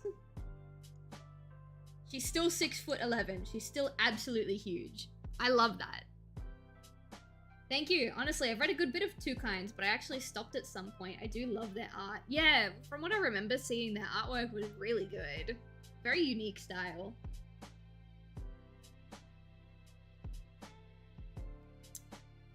Anyway, beautiful, beautiful piece of fan art. Thank you so much for that, by the way. You guys don't have to draw anything for me. I appreciate all of it, but you guys don't have to do that. I'm not sleeping till the fire doggo is dead. Well, you might not be sleeping for a while. Or you might be going to bed soon. I don't know your capabilities. I don't know your skills. I'm just gonna assume that you'll be up for a while.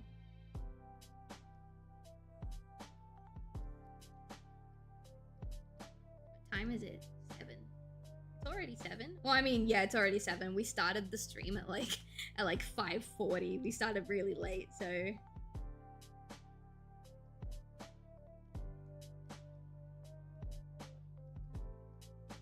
Isn't that the first one? Oosh. Oosh. I think, is this part of the, it might be part of the 100% run. Maybe he has to go and do it again.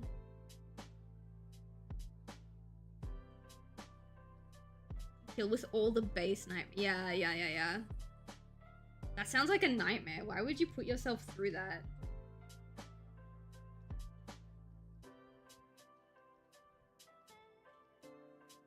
I remember when people played video games because it was a fun and relaxing way to unwind. Remember those days, chat? Remember when that was just the norm? People would play a video game to like relax after a long day.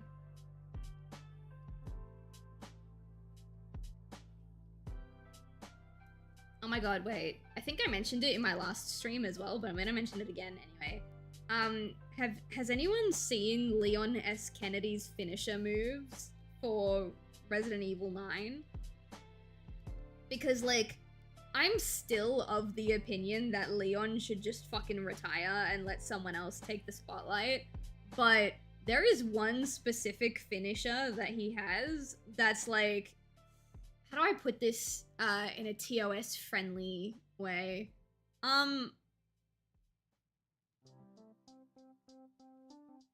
Well, you know, it's very special to me. I just wanted to support my friends, but then the bosses pissed me off and now it's out of spite. It's okay to admit that you can't do it. It's okay to admit that you can't do it. Let me find these finishes for you.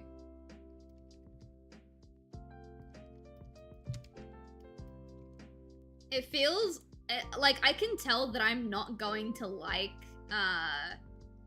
Leon's sections, because Grace's sections are going to be very like Resident Evil 7 and 8.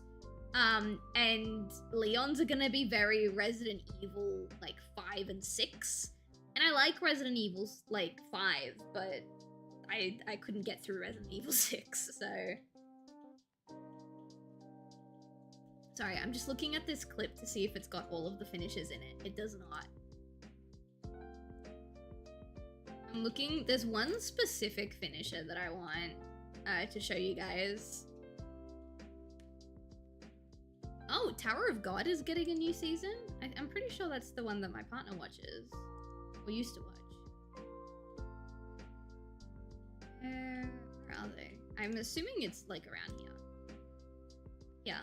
We're gonna watch some Leon S. Kennedy gameplay, okay? Watch some Leon S. Kennedy gameplay. I'm gonna mute the music for a second.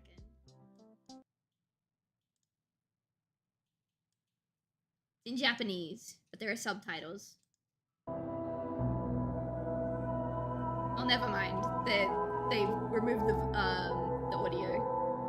Or like the vocals or whatever. Alright, that's one of them. That one's not the one though. There's one involving his gun that like just has me in a chokehold, chat. The hatchet one is also pretty sexy. I'm not gonna lie. I'm not gonna deny it.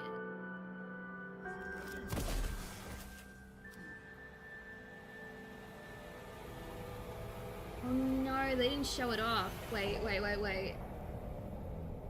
Oh, please be this one. Okay.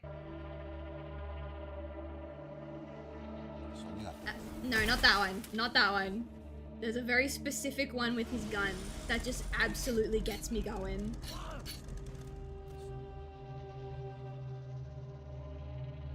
That one.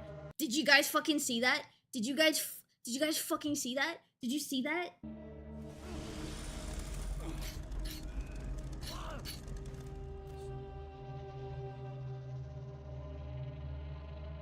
Is that not the sexiest thing you've ever seen in your goddamn life? Is that not the sexiest horror game protagonist thing you have ever seen? Like, oh my god. Oh my god. I still think Leon should retire, but like, I'm so glad that we have this animation. Look at this. Oh! I could say things, but I get banned. Chat, Chai, DM me those things. Because I guarantee you I agree. Oh my god. I'm just like, you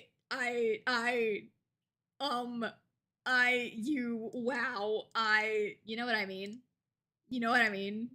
I just, that move has me in a chokehold. It's, oh, good grief. I still think Leon should retire. But, you know, because he didn't retire, we got a really, really sexy animation. Alright, I was drawing and then I kept talking. Oh wait, I forgot to turn the music back on.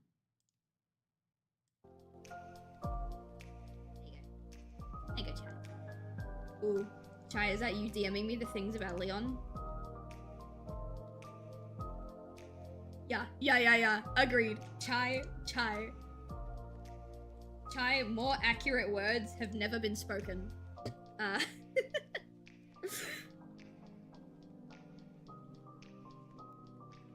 it's like, I don't know.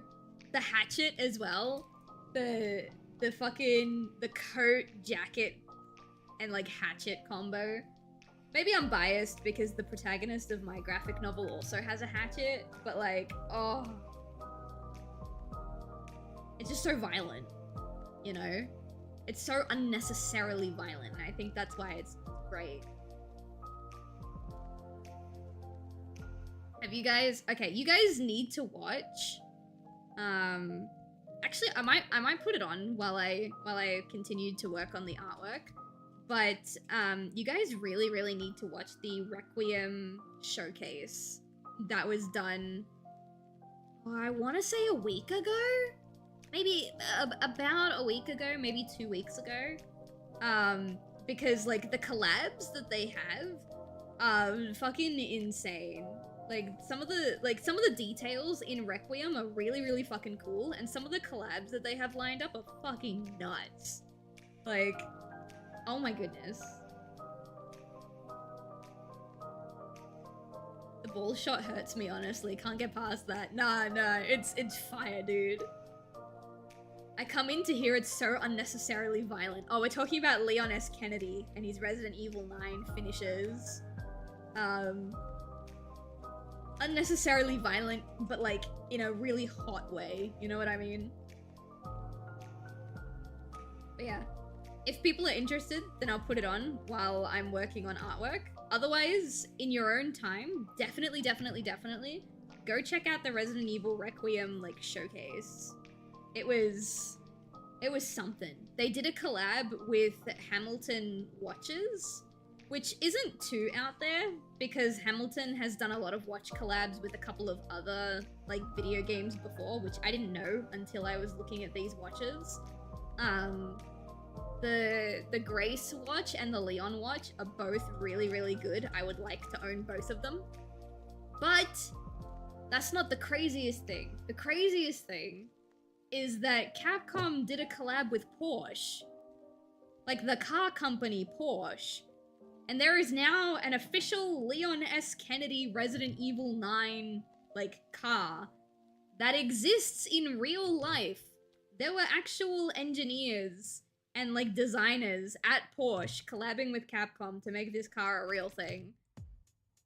And as someone who doesn't particularly like cars or car breeds, that is one sexy looking car and I want it. Oh, thank you so much, Paprika. I hope you're having a good time with us. But yeah, it's really good. If I could, then I would get the car and both watches. But I don't think I'll be able to get any pieces, which is okay. The watches, in Australian, I believe the Grace watch is about like 2K, and the Leon S. Kennedy watch is like closer to 3K in Australian, and only 2,000 units of each are being made, so I'm probably not gonna get one, but I would really like one. It's been real nice, thank you. I do just kind of ramble and yap when I'm doing artwork. There'll be like a good couple of minutes of silence, and then I'll be like, oh my god, wait, guys. Did you know? They're thick watches, though. I think that's part of the appeal. I like a nice thick watch. I really like... I think Grace's one is the black and gold one. They're very nice. I like them. My problem, though, is that even if I could get one of the watches, I probably wouldn't wear it anywhere. Because, like, it's a collector's item. And then I would get really sad about not being able to wear my Resident Evil watches. And probably the same for the car, too, to be honest. Even if I could get my hands on Leon's car, like, I wouldn't want to take it anywhere. And then I would be sad that I don't drive around in my car right after a beer. You know what I mean? Collectors schmelectors. Well, yeah, but some people like collector's items. Some people think it's really fun. Some things need to be appreciated. I do hard agree with that. It reminds me a lot of parents who would like buy 2 versions of a plushie for their kid. One for their kid to play with that like actually gets super dirty and wrangled and stuff, and then like one that's like absolutely pristine. It kind of gives that energy. Reminds me of cute little story time. When I was like, I believe I was 7 or 8, my parents took away my very first plushie ever. It was a cute little green teddy bear with yellow paws. And I wasn't done appreciating it. That was my bear. Like, you know, that was mine. And remember, I was like 7 or 8. And they were like, no, we're gonna take it away from you because, like, the more you play with it, the dirtier it's gonna get, the harder it's gonna get, and we want you to be able to give this plushie to your kids when you have kids, so we're gonna take it from you now. And I'm like, bro, I was 8. I was 8. Of course I was gonna keep playing with it. It was my toy. I did get it back. I got it back last year, finally. And he sits. He's in the display cabinet. And I want to buy him a bottle of Jack Daniels because the day I was born, my dad was sitting in the room, in the hospital room, waiting to give it to me because he bought it for me.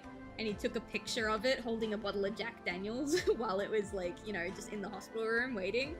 So now that he lives in my display cabinet, I want to get him a bottle of Jack Daniels. He can just sit there.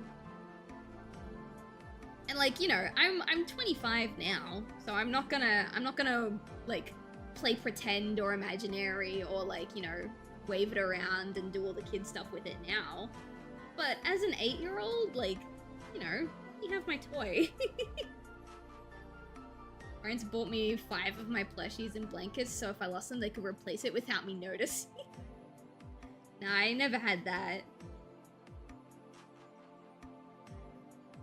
I have a plushie older than me now sitting on top of my monitor. Well, yeah, my green teddy is also older than me.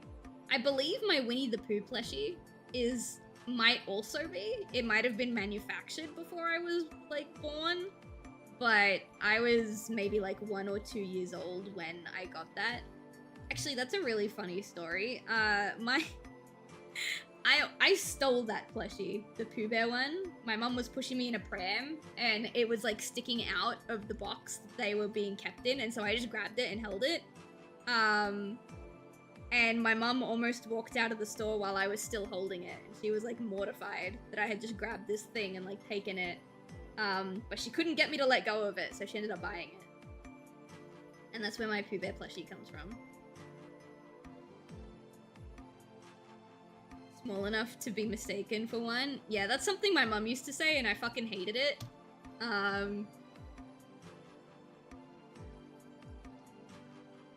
Little kleptomaniac. I was. I would, in grade school, up until like the 4th grade, I was such a klepto. I would steal people's like novelty erasers. One time, I think it was my 3rd grade teacher, it might have been my 4th grade teacher, got me really, really into a series of unfortunate events, like the book series, and she was letting me borrow some of her books, and I was almost finished with one of them, and I asked her if I could bring the other one home, and she said no, I had to wait until I finished the book that I hadn't finished yet. So I don't know how I managed to do this. I don't remember the details, but I ended up sneaking behind her desk when she wasn't paying attention and stealing the book that she said I couldn't take home. And then I went home and I read it. Like, I finished the book I was reading, and then I also like speed read the book that she told me I couldn't have yet. And in my like 8-9-year-old brain, I was in 4th grade, so it might have been 10. No, yeah, 9-year-old brain, I thought that if I went back to school after the weekend and I told her that I took the book and I finished it over the weekend, that she would be impressed with me. And instead, she was so upset, like genuinely upset, that I had like gone against her request and I stole this book to read it, because like she had favorites. Me and one of the other like boys in the class, I think his name was PJ, we were her favorites, and so she was like genuinely heartbroken that I had like ignored her wishes and took the book, like stole her book. And like after that, she wouldn't let me borrow her books anymore. If I wanted to keep reading the series, I had to officially borrow them from the library. That didn't stop me from stealing though. I would still steal from other students. I don't actually know how I grew out of that. I really don't know. But up until like I want to say 5th grade, I was really bad klepto. Did you steal my pens? Probably. I'm gonna be so dead ass, probably. If they were pretty enough, then yeah, I totally did. And like, even though my klepto like tendencies kind of like vanished after the 5th grade, there were still moments where I stole stuff. Mostly it would be like in high school from like the art rooms.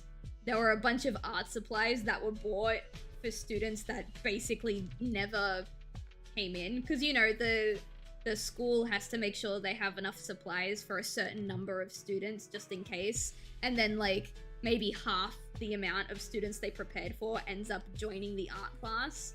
And they provided us with these like ink blocks and these ink pencils, and I loved them so much that when I found out there were other students who just abandoned the ink blocks and the ink pencils that the school gave us, I took them. I was like, well, if the student who they were meant for isn't gonna take them because they don't want them, then I'm gonna take them. So now I have 2 sets of ink blocks and 2 sets of ink pencils. And they last a really long time too, which is fantastic. So I haven't like gone through an entire set yet.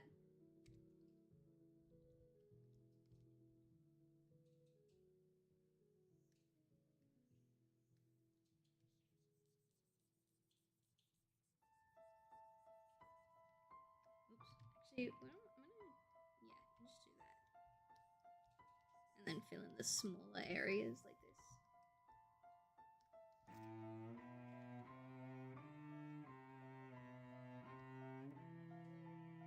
Wait, no. Oh, I was holding Windows, not Alt, that's why.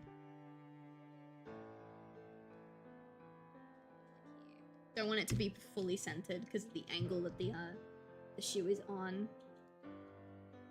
Did you use them for anything? Like, you usually do digital art, so what do you sketch? I actually didn't get my first graphics tablet until I was 16. So I used to be strictly a traditional artist. On rare occasion, I would try and use Photoshop on like the tiny trackpad that I used to have on my MacBook because I didn't have a proper mouse, so I would just draw with my finger and my trackpad. I did that for a little bit, but because of how uncomfortable it was and how long it took to draw stuff, most of my artwork was still traditional. I have all of my sketchbooks from like the age of, I want to say 12 onwards. But now that I do a lot of digital art for like products and for clients like VTubers and stuff, I, generally speaking, don't draw traditionally as much anymore. But I still do on occasion, and one of my resolutions for this year was to actually do even more of it.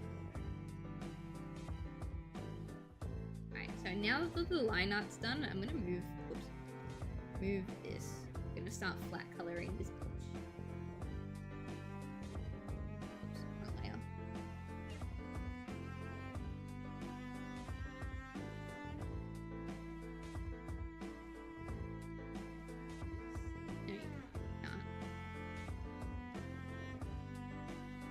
I'm just gonna lie down the flats and then I can do, whoops.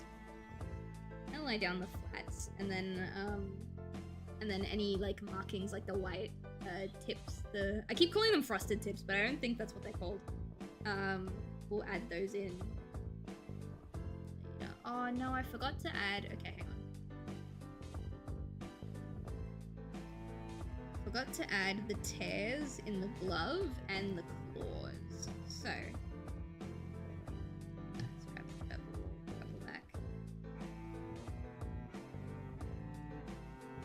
Thought I was forgetting something.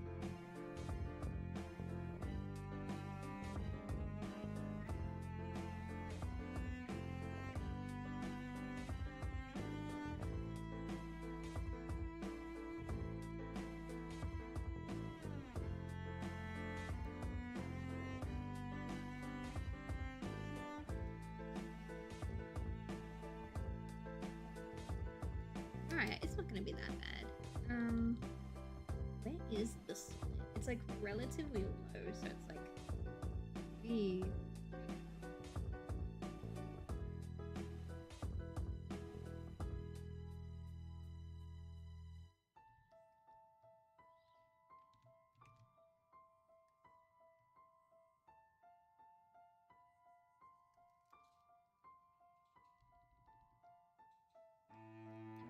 better.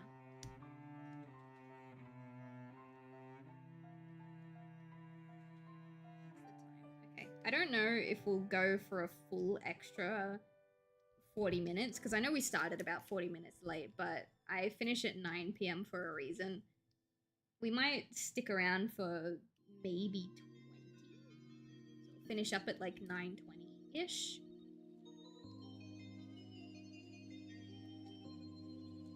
Ideally, I'd like to finish this and also finish your character here that I've got, because that one's also been sitting in my queue for a little bit. But we'll just have to see how the night goes.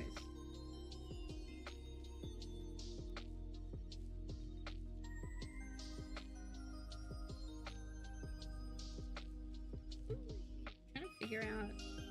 Yeah. There we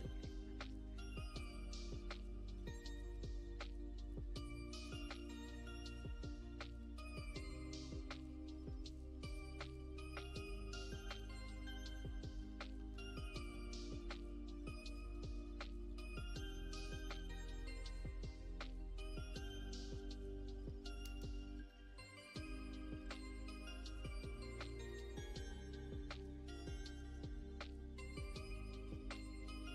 Alright, we're getting there. We're making some nice progress. I like being able to see where the claw is kind of like attached to the finger instead of just drawing them on the tips. Sometimes I will be lazy and just draw them on like the tips of the finger. But because of the positioning of this hand, we should at least be able to see like where the claw attaches to the finger.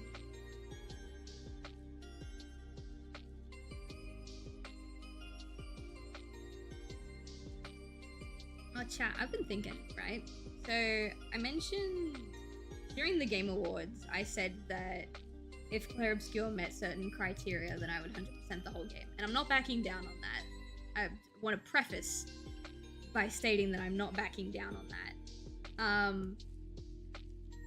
What I am curious about is originally I was just gonna keep streaming GTA 5 until all of my like Donathon redeems have happened, and then once that happened I would go into Clair Obscur. But I'm not sure if that's the correct way to go. Like, do we, because I know that GTA 5 isn't just a sandbox, it actually has its own story. So should we finish the story of GTA before we move on to Clair Obscur? Or are you guys, like, totally chill for me to just stop playing GTA 5 whenever? Because I really enjoy GTA, but also, like, you know, we have other shit that we need to play. I might ask in the Discord server later. I already have a poll running. We already have a poll running in the Discord server about the future of the stream schedule.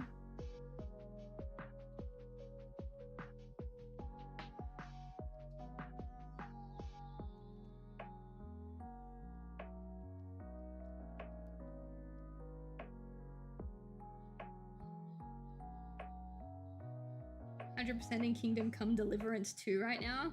That sounds like a nightmare because I've heard that I don't know anything about Kingdom Come Deliverance, but I've heard that it's an RPG. And if I know anything about RPGs, it's that they're incredibly time consuming. I have flashbacks to when I tried to stream Final Fantasy X, and it's not that Final Fantasy X's a bad game, it's that I'm not built for RPG.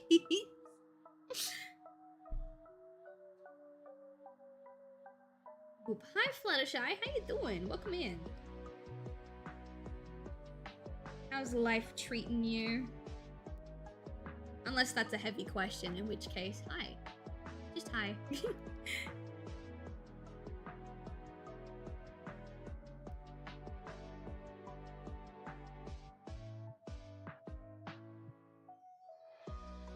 Decent so far? Hell yeah.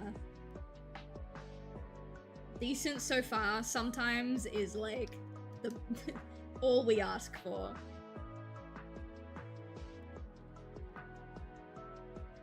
This girl's nails, bro.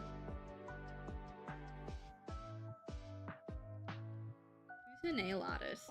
It's me, but like, really?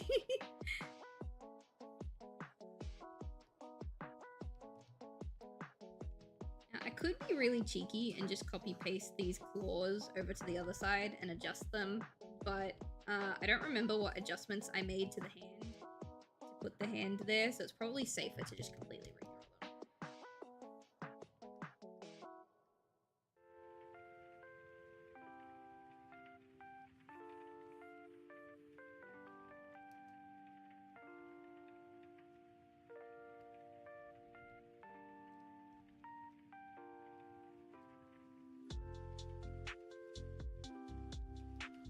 Poor thing. She's gonna clench her hand into a fist and like slice her palm open. Alright. So that side is done. Now I can clean some things up a little bit more. Okay. That side is done. Now we can go into this hand. I like to shit. Thank you so much for the follow. You know, I like to shit too. I think it's very freeing. How would you feel if I told you that I would be giving you some gabagool? What is that? What's gabagool? I have to look this up. The Italian American slang pronunciation of copper. Oh, I love copper. I actually do really like copper. I'm part Italian. I'd like some of that, please. Give it to me. I'm hungry. I need a snack. Same here. Hell yeah, brother. I've never heard it called that before though. I mean, it makes sense because it says it's American Italian slang, but like I've never heard that name for it.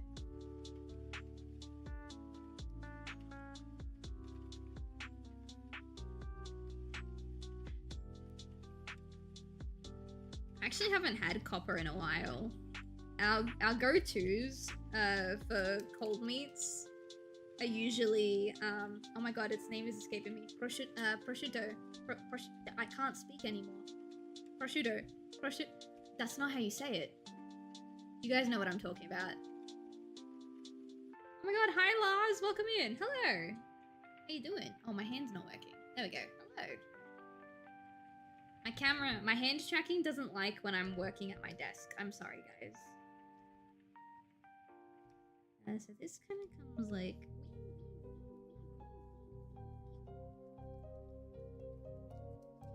Whenever I hear Gabagool, I always think of this certain Tony Soprano caricature. Yeah, when I googled it, I saw that name coming up a lot. So I have a feeling that those two are very heavily connected to each other.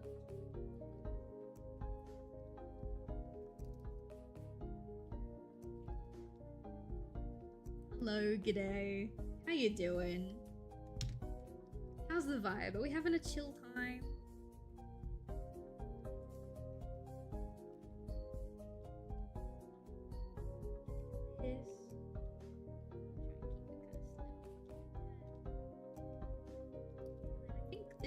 you'd really only see this bit. That's all for visible glove tearing.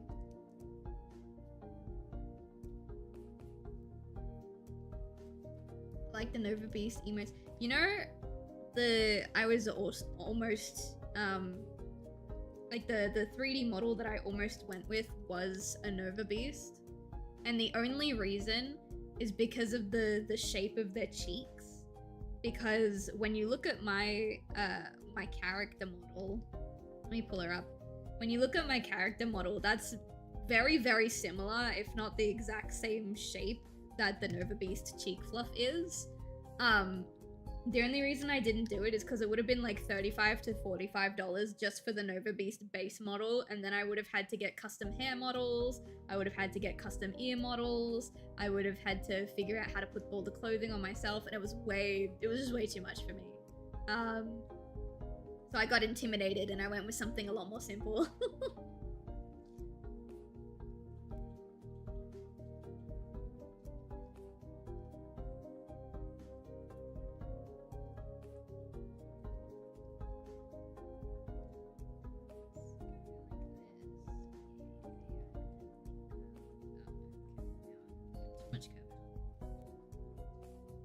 I want to curve out slightly.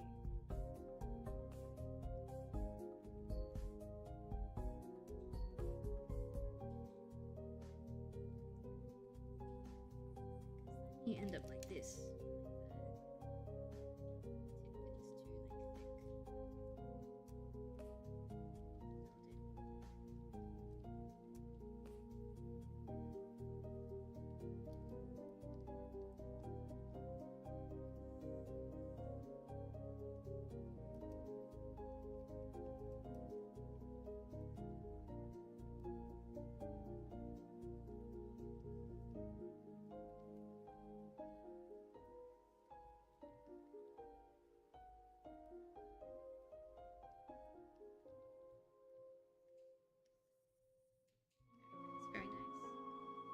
Understandable, my VRC model is technically a night beast, but you need the Nova license first to actually get to use it. Oh, there's different, like, subspecies. I didn't even know that. I'm gonna be so deadass, chat. I didn't know what a Nova beast was until I sent a 3D model to Chai, and I was like, I kind of like this one. This one's kind of nice. She was like, ooh, you're gonna become a Nova beast. I'm like, the fuck is a Nova beast? I didn't even know that there were, like, technically, like, subcategories. What's a night beast? I'm gonna have to look it up later.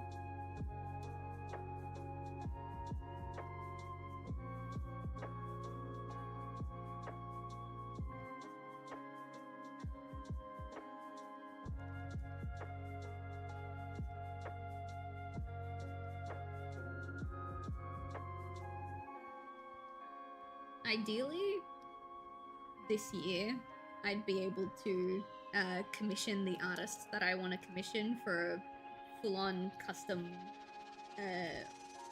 both VRM and VR chat model. I already have the artist in mind. I believe for the kind of model I want, the kind of like animations and fluidity I want, I believe it's like roughly 1,500, possibly 2,000. So I don't think it'll happen this year, but I like that's something that I would like to happen this year.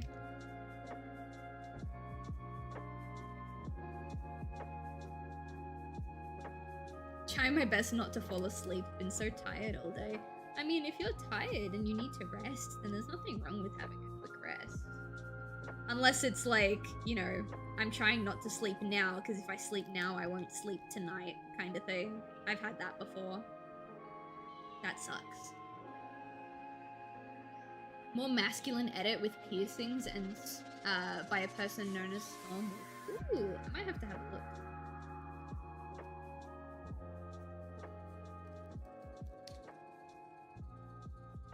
Yeah, if I sleep now, I won't sleep tonight, yeah. I know that feeling. I'm so sorry. It's always the worst when you're like, no, I'm not gonna sleep now, because if I sleep now, I won't sleep tonight, but then you fall asleep anyway. And then you wake up, and suddenly it's like 8:30 and you're like, oh my god, I'm supposed to be asleep in like 2 hours, but I just woke up from a nap. And then you stay awake until like 3 or 4 in the morning. I've had that happen to me a couple of times. It happened to me. I used to be so good at sleeping at the same time every single night. I'd go, like, I was physically incapable of staying awake past 10 p.m. when I was at uni. Once 10 p.m. hit, I was asleep. Because I would get up at like 5:30, 6 in the morning most days to get to uni. But when I was recovering from wisdom tooth surgery is really when it happened, because I would nap throughout basically all of my day, or like big chunks of my day, and then I would wake up and I'd be like, god damn it, now I'm not gonna sleep tonight, because I just didn't have the energy to stay conscious during the day, and I ended up taking a nap, and that nap ended up being like 5 hours, 6 hours, you know? Awful. Hello from 4 a.m. Good morning. How are you doing? Are you waking up at 4 a.m. or are you still awake at 4 a.m.? Which one are you?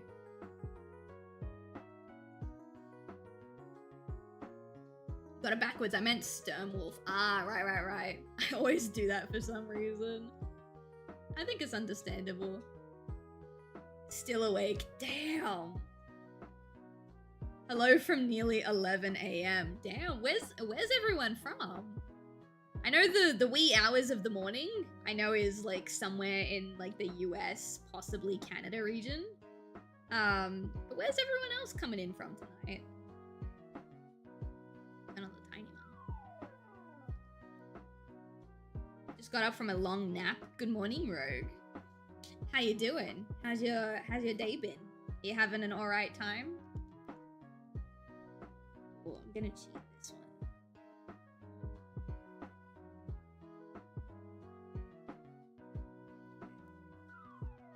Do it.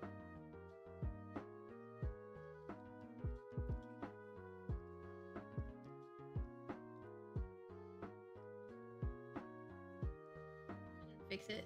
Finland! Hell yeah, dude! I went to Finland like 3 years ago. And, unfortunately, some not very good stuff happened on that trip, but the country itself was beautiful. It was a lovely place. I would actually really like to go again at some point, because when I went, I didn't get to go to, like, Helsinki, the capital. I would like to do that next time. Ooh, Poland! Hell yeah!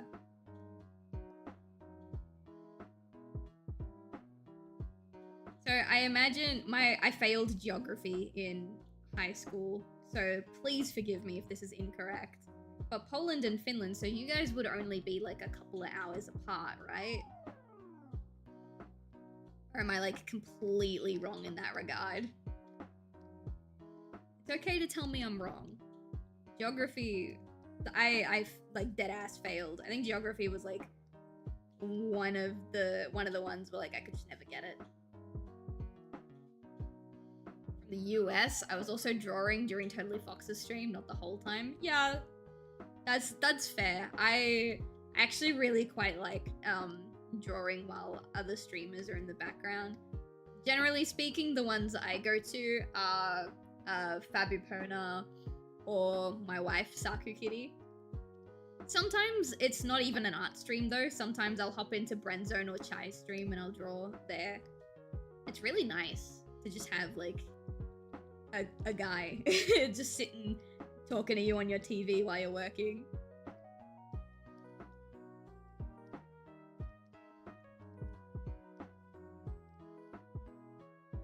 It's the same as the boots, right? Yeah, it is. And then this is the same as the belt.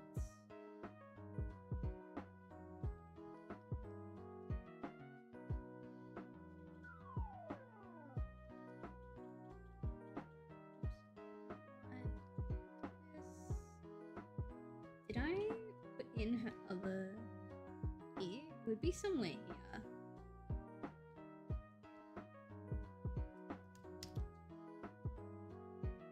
That's what you're doing here. I'm writing You're the Woman Talking on the screen. Oh, what are you writing? That sounds fun. Catching up on a webcomic from a local artist? Ooh. That sounds awesome.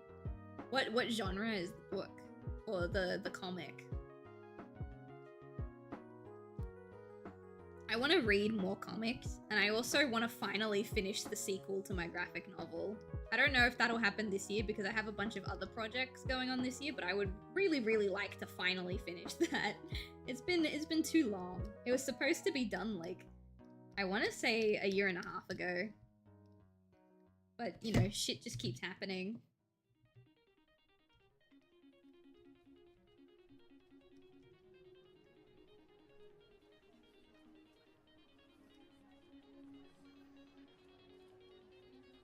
I have plans for this year too. Mine involve creating a world and a novel series. So I'm drawing maps, cities, and writing stuff down. Oh, that's cool. World building is always kind of hit or miss for me. Sometimes stuff with really intense world building is really, really fun. And other times it's like, dude, you're overcomplicating it. But that's just my personal tastes.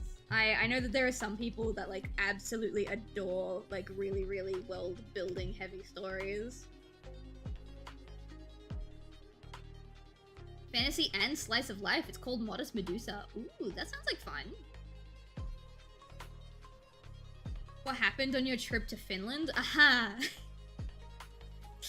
Well, I was visiting a friend that I had known since like 2015. So about 8 years. And TLDR, they sexually assaulted me. That was not nice. But the trip itself, like actually going out into the country and like seeing what it had to offer was really nice. So that's what I try to focus on.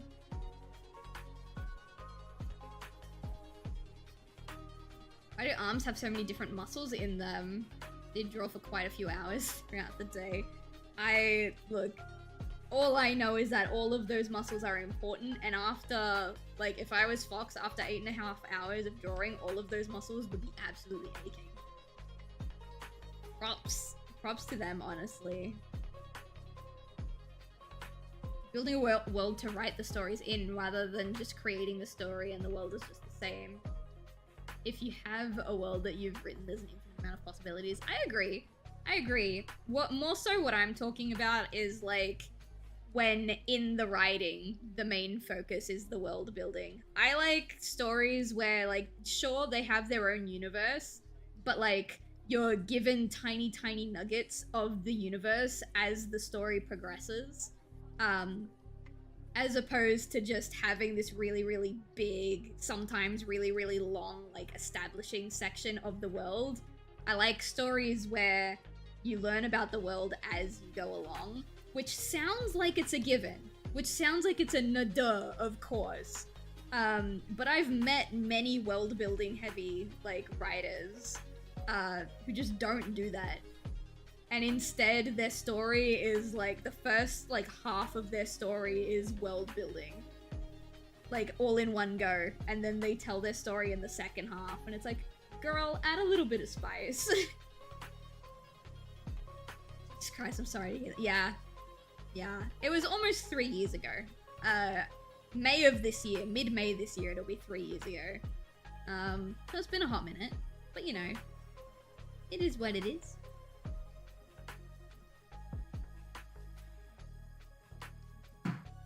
Do I have... Oh, that's me. Oh, I do. I always forget, what colors I use for the inside of the mouths. So almost every art piece that I have, the color for the inside of the mouth is different. This can go down. Yay. I'm gonna use the same inside mouth color for shadow, but instead of pulling up an official ref pick of shadow, I'm just gonna pull up another commission piece that I did of him and just use those colors. We'll do this one, the original boobs.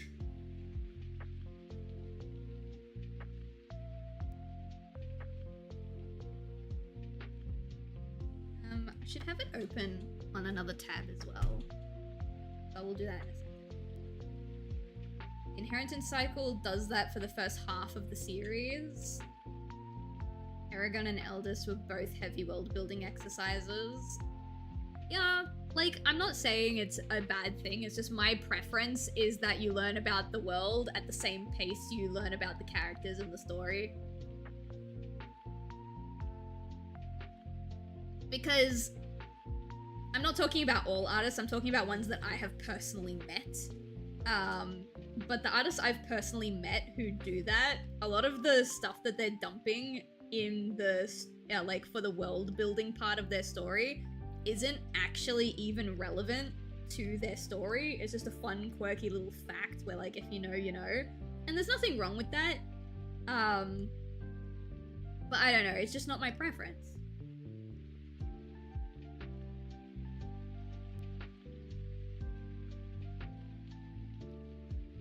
What was that? There we go, there we go, there we go.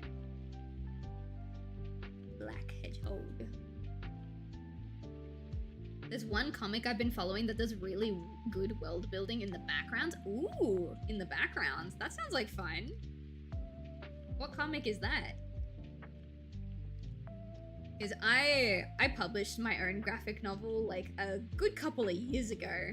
I think in January it would have been 4 years ago. And it's a very character-driven story. There are tiny tidbits of world building, but there's not a lot. And full disclosure, one of the things that I would like to do in the future is rewrite that story, but like have more, like integrate the world building into the story more as opposed to not really doing much with it. And it's really, really fun to try and come up with ways to introduce elements of the world building and lore in the story while keeping pace of the story and, like, you know, making sure that it's not pulling away from what's actually happening in the narrative. It's really fun. Always be a strive for balancing the world you're showing and the story you're telling. If you can show the world and tell the story at the same time, you get a masterpiece. Exactly. And it's very difficult to do. Like, I understand why there's a lot of writers who do the big info dump of the lore and then tell their story, because it's very difficult to do them both at the same time. Which, in my opinion, just means it's all the more an important skill to learn. I don't actually know what the inside of his shoe looks like, so I'm gonna freeball in. I know it looks like this, but I don't know what the colors are, so...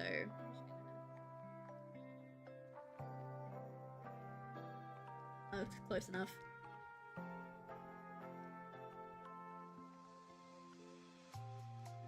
His eyes the same? Yeah, it's the same shade of red.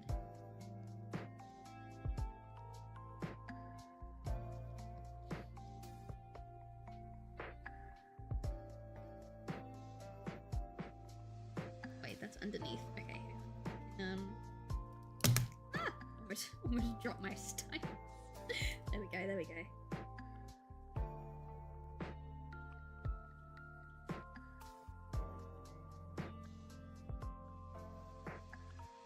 I don't know if he actually has these stripes on his knees. I don't remember.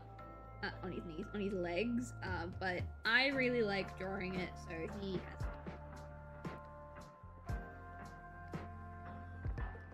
I really need to have more, like, fan versions of these characters and, like, the way I draw them. I think it's fun to do shit like that. Now I'm gonna put this sketch layer on top so that I can draw his stripes. After I add his eyeshadow. My novel follows a central character, but they're not necessarily the most important in the overall narrative of the universe they inhabit, just their own portion of it. Most of it's concerning their own people. That's really cool, I like that. The story that I wrote 4 years ago also follows one guy, and like his 2 quote-unquote companions. But he is not a very, not a great guy. He doesn't necessarily outwardly do terrible things, but he actively goes out of his way to not do nice things. And very quickly, as the series kind of progressed, into versions that, like, haven't been published yet, it's like becomes less about him and more about one of his companions. And like the realization of like the nature of their relationship and stuff like that.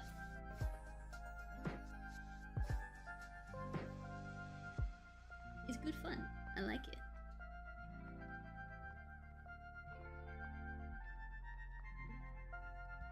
Aw, look at little Shadow. Worried about his giant bunny girlfriend. Huge. Debating if I put symbols in his eyes. It was just a flat color commission, and usually when it's flat color, I just leave the eyes as they are. But I also really enjoy putting the official, like, shadow symbol in. Your story is about grief. It is. It is. It's also a lot about trauma and how leaving things unresolved and not dealing with your own coping mechanisms in a healthy way can hurt not just you, but the people around you.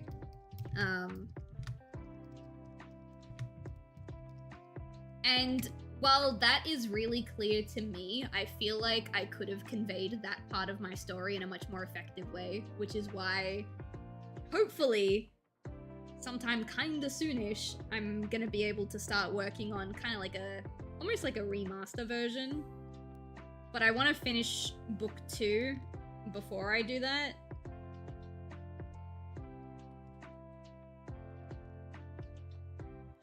Sorry, I've decided that I will draw the Shadow the Hedgehog symbol.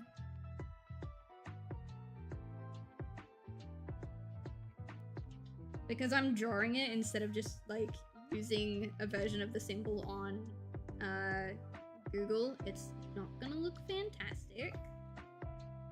But that's okay, because it's just gonna be a tiny, tiny symbol in his eyes. It's too dramatic. Okay.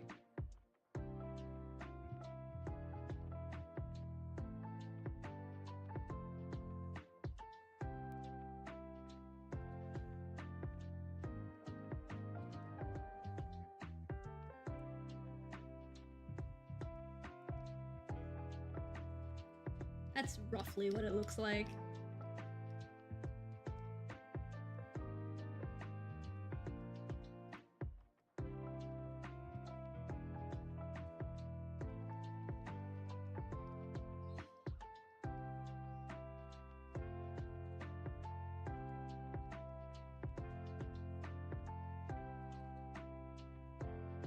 I look weird on this side because his nose is there.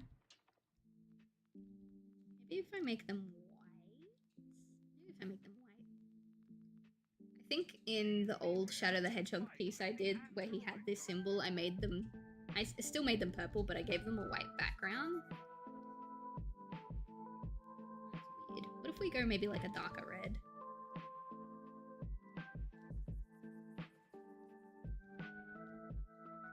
Kind of looks like he's got scarring on his eye, but it's kind of cool. About that. And then we can come up here and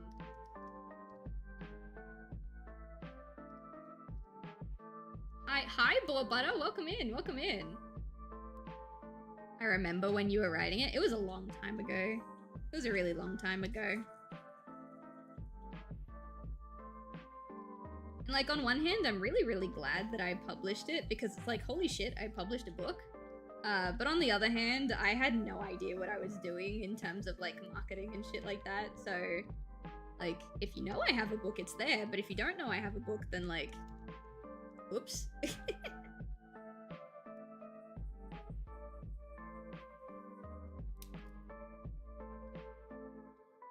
It was never really about the publishing anyway, though. It was just a story that I really wanted to write.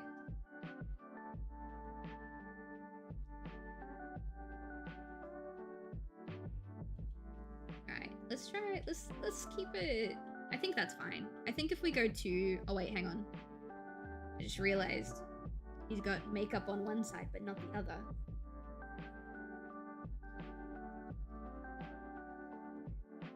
It's so tiny. Tiny, tiny, tiny, tiny, but like, it's, yeah, need that. We all have to start somewhere. It's so true. It's so true. Which is why, again, once book 2 is done, I would like to use the writing techniques that I have now to tell the first story differently. The character I'm portraying in the story is, well, they're actually pretty up there in terms of being good, but they're not necessarily nice to everyone, just because of how they were raised, and while their goal may seem kind of more born out of self-interest sort of deal, to them it's way more important than an actual selfish goal. Oh, that's cool.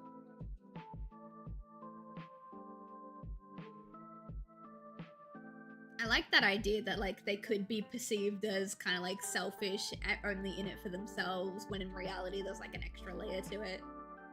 I was gonna say exactly that. It was something you wanted to do, which is also very important. Exactly. Exactly, bro. Alright, I think we're almost done. I don't know what, I think I might make the background like a purple sort of color because her color has changed as a bluish tone and then Shadow's got like the reds. We're gonna, oh wait, hang on, that was wrong. Yeah, that's better. Oh, I forgot to color his teeth. Okay, I can do that. This is my favorite thing to do, just like really, really simple, just put a square in the background.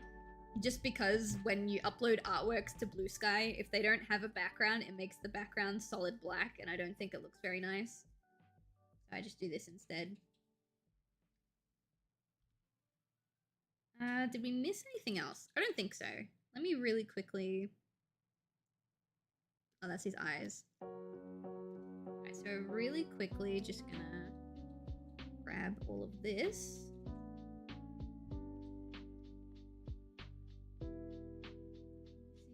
Yeah, actually no, that's the color of her ear. That's where her ear comes through. Okay, so invert, shrink by 1. Alright, this is just to fill in any of the gaps that were left behind by the bucket tool, because the bucket tool only goes like so far. So now that we've done this, there should be no like hidden particles of like empty color. It should all be nice and flush. I'm just having a quick look to make sure it is all nice and flush.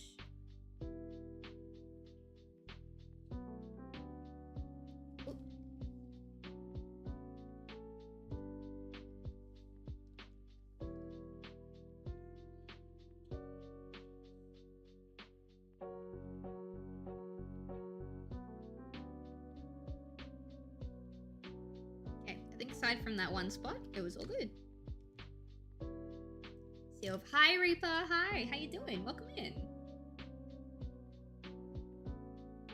Because from his viewpoint, his people have really important duty to the entire galaxy and universe at large to protect everyone's right to life. Oh, dude, that sounds intense.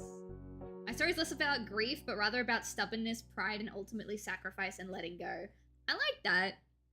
Because, like, that's very similar to how I would explain my story, just like with the extra layer that mine is involving grief. Stubbornness, pride, unwilling to be the one wrong in any given situation. It's a lot. It's very taxing. No, I'm panicking. Why are you panicking? What's wrong? What happened? I really quickly gotta send this finished piece to Skinner. Are we done? At least I hope we're done. If she's got anything she wants to add, she can tell me. There you go. I don't know if you're still in chat, but there you go, Skinner. Poor little baby. I love it. Excellent. Poor thing. Poor precious little baby. I can close this now. We can close this now. We can close this. Don't save. Close this. Now, I have to open your character here that I made like, I want to say 2 years ago, a year or 2 years ago. They made it, a working robot called Atlas, and it gets what? A working robot in what context? What kind of robot is this?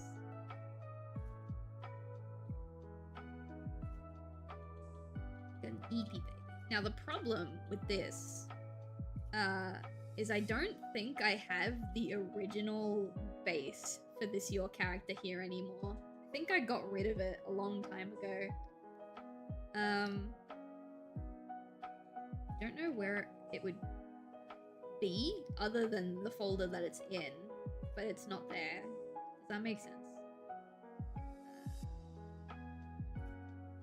I have multiple versions of all of my other your character here's, but for some reason I don't have the original Clip Studio file for this one.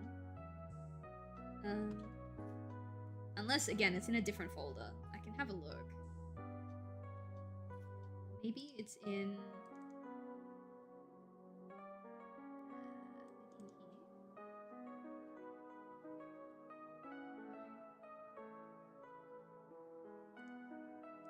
If I don't have it, it's fine. I'll just redraw it, because it is really old art anyway. What about a step?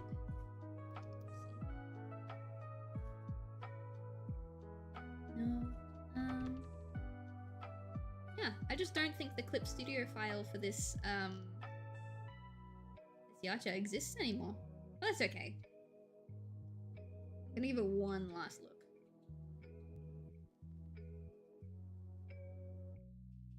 Doesn't make sense that I would get rid of it, but I mean, if it's not here, it's not here.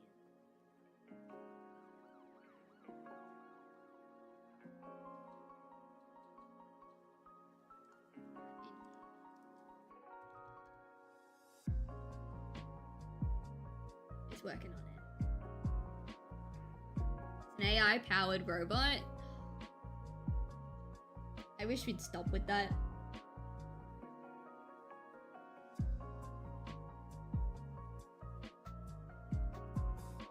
About grief and more so the traumatic events that bring us to grief and griefing. Yeah.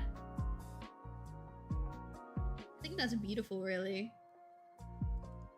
Okay, yeah, this Yacha just straight up doesn't exist anymore, bro.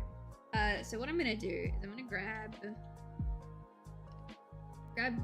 this one, which is my old one. I'm gonna redraw this one for me, because I have a new haircut now. I might redraw this one for myself, but for now I'm just gonna like loosely background color. I'm just gonna loosely go over this so that I have some sort of reference for your character here. We got a circle, we got the head roughly about here.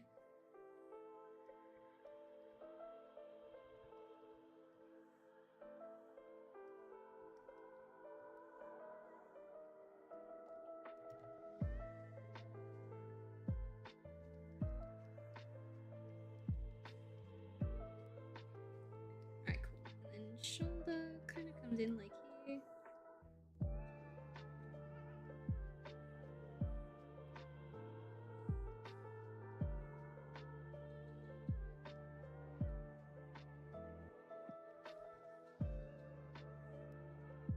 I'm just drawing circles because, like, you know, I don't know if I'm gonna use the, like, keep the hands the way they originally were or go with my gooby hands.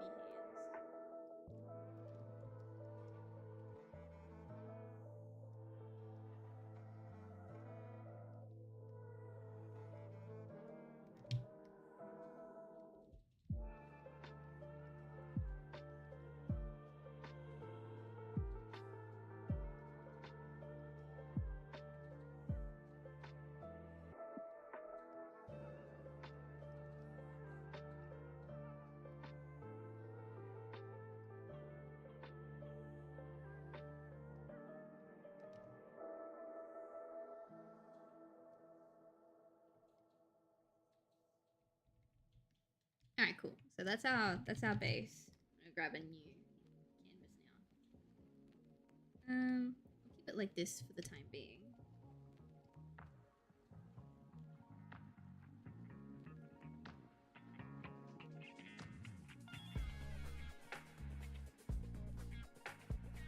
Right. There's my reference picture. I have to go onto my commission board. Can't see it. Got angry and decided to wait until tomorrow to Don't get my forget to achievement. save. Oh, thank you. I will save. Thank you very much. Really loud noise coming from outside. I think the cicadas are finally awake. I need to work on my story. It's been a while since I took a crack at trying to make my wizard war make sense. Dude. Totally. You should totally do it. I love... By the way, chat, any writers in chat who would like to kind of spitball ideas with other people, in our Discord server, we have a writing ideas chat that you guys can, like, use for whatever purposes you may have. Really quickly, just gonna put this here, put my chat. I might not be able to see you guys properly for a hot minute because of the reference picture that I'm looking at, but I'll try my best. There we go, you guys can see right there. We'll save this. Go into, and we'll go into the character. This one will just EP base. Clear. Alright. Let's see. To start off with, they've got kind of like... I don't know if these are that big, but they're like kind of big, kind of roundish.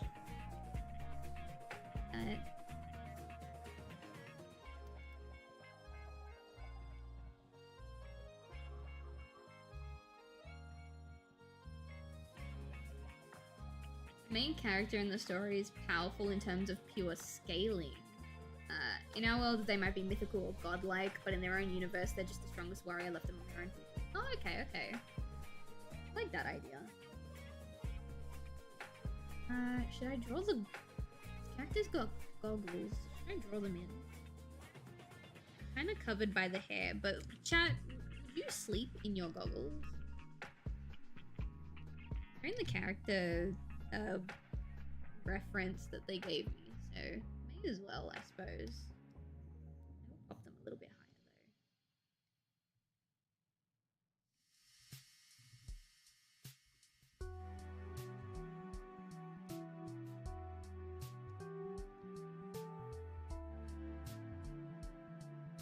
though. Like a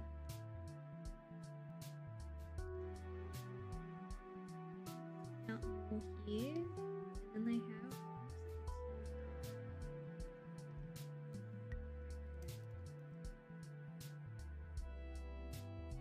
Can't quite see the other side of the goggles in this picture, but I'm assuming it's the same on the other side. So it's no big deal.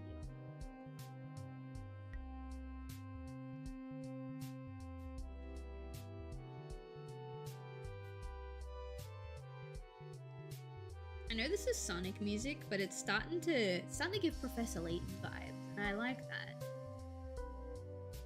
I really would like to play more Professor Layton sometime soon.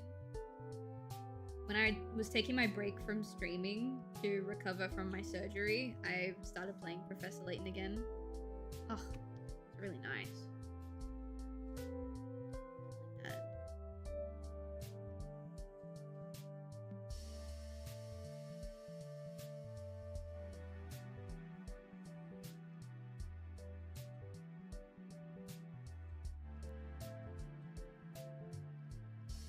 Wait, shit. Yeah, I thought it was on a different one. Alright. You won't see their eyebrows, but that's okay. Don't really need to. They're asleep. There is text on the goggles, but I don't quite know what it is. It might just be like a modeler's watermark, so I'll leave it for now. And you might not even see this all bit of it because their hair... Thinking about the story I was working on a while ago, but I thought about how I wanted it to all be orchestrated from the beginning by someone, but then I've now been trying to figure out exactly how their train of thought would make sense. Yeah.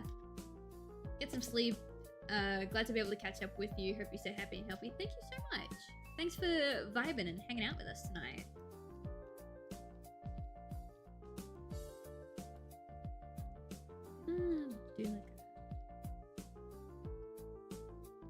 like big open ears, and then they've got like in the middle of their ear, which is where it's interesting, they got like little fluff pieces. How do the ears kind of sit? Sometimes they flick outwards, sometimes they don't. Because they're long ears, maybe. Oh, it's so silly. Such a silly baby. Baby, baby, baby.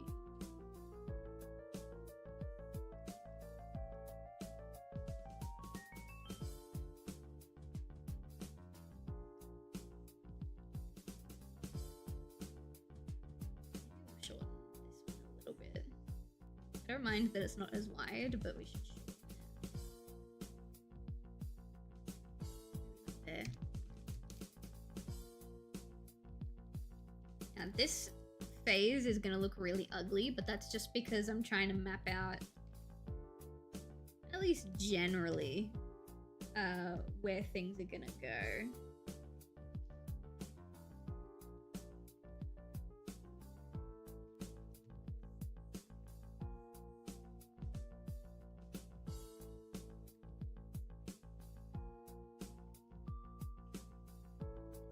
Yeah, it is like that.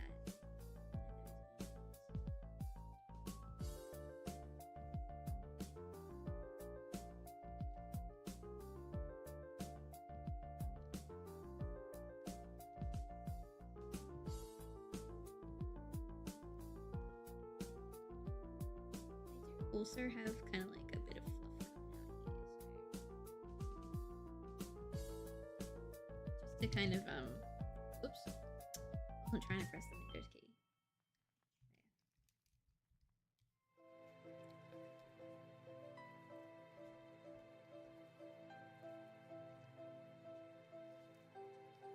There. Might lower the nose a little bit.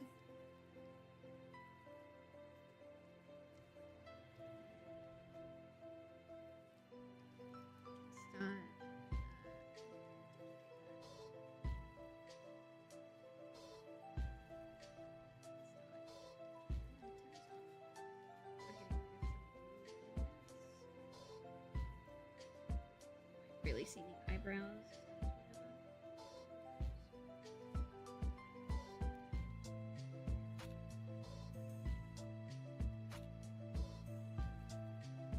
Did I not draw the... Oh, because the pillow is... Pillow is like...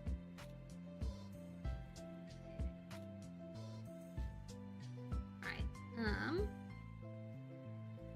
I promise I'll provide a proper ref sheet next time. Oh no, don't worry too much about that. I can work with what you've given me. It just means it might take an extra minute.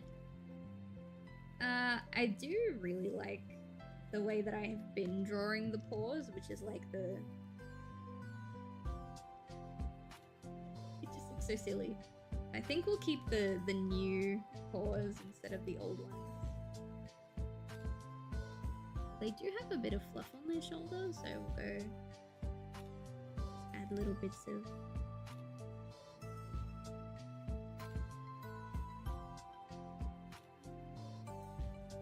They do have a tail. Can't quite tell the shape of the tail. Forgot the hair. I can't quite tell the shape of the tail, but we can figure it out. Oh, higher. It looks... Actually, wait. I think I got more angles on... I'm sure I got more angles on copy. Yeah.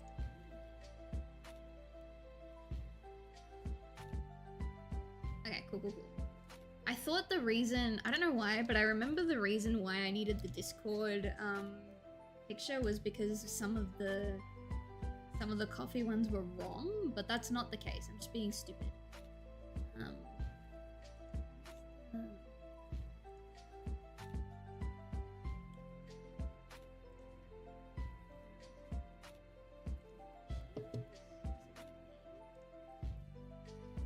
What is?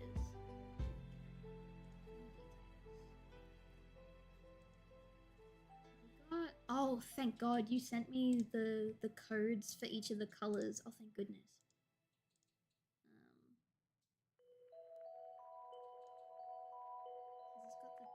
got the tail in it. Ooh, kind of.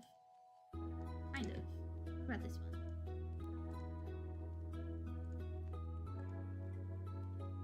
Okay, no. I think that's the one that you sent me on Discord. Okay. So it's like a...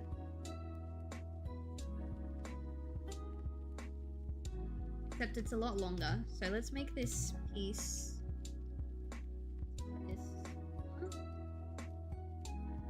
But there for now. We can resize and everything when we get to the final one. It's very, like, rounded. That's cute. Might need to be a bit bigger, though.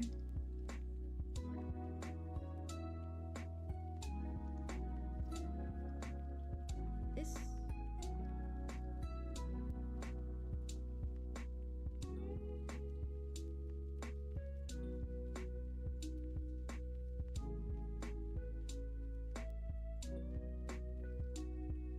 Alright, cool. So now we'll grab the hair.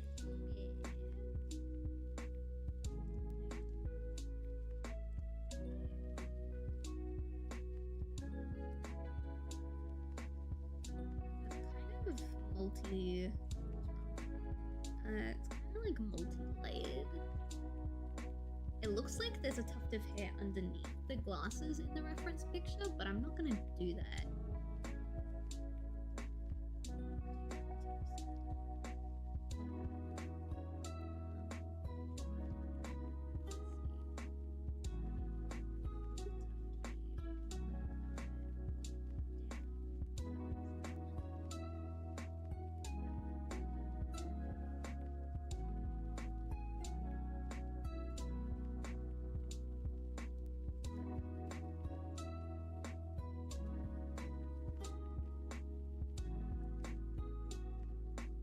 It's not exact, but I think that's pretty cute. I'm gonna kind of try and bring this almost full circle. That simply so that I have an easier time.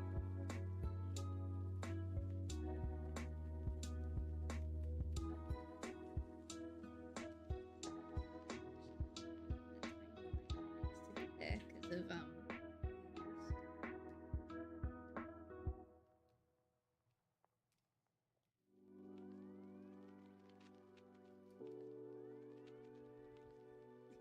he's so silly. Little guy. Alright. Damn, I'm hungry. What's for well, it's early in the morning for you, so I guess it would be breakfast. What's for breakfast?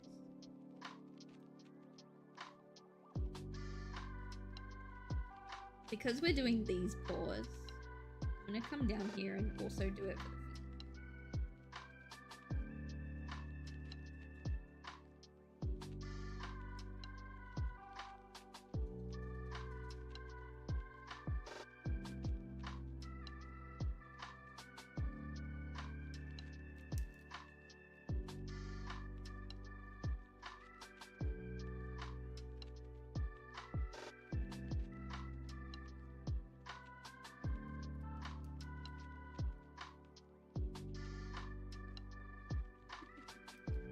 Like their little toes.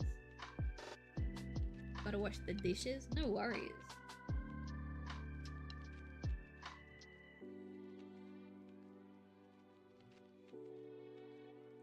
I see this finger because it'll be like blocked off by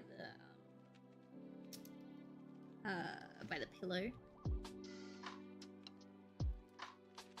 It's 1:38 in the morning. It would be a midnight snack. Fine, fine. You and your technicalities.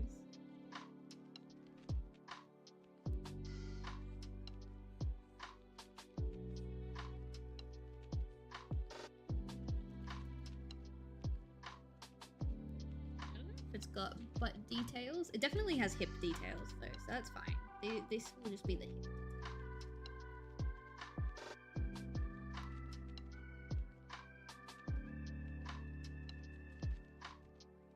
Nice full.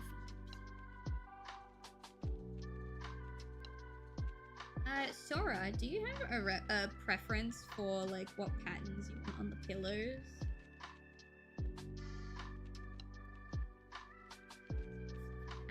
Not really. It does have a fluffy chest though, so I might put some of the chest fluff like here.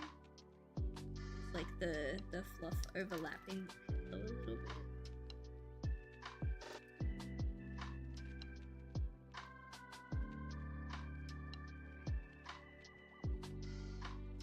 I'm gonna use this size. I think this size is gonna be okay. Maybe one size.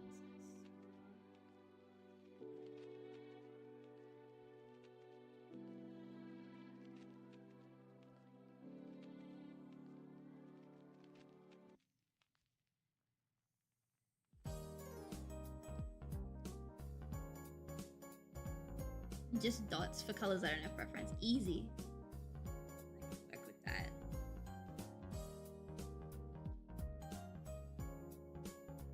Also kind of need to pee. We're gonna be streaming for like maybe another like 40 minutes, so I might really quickly go to the bathroom. Just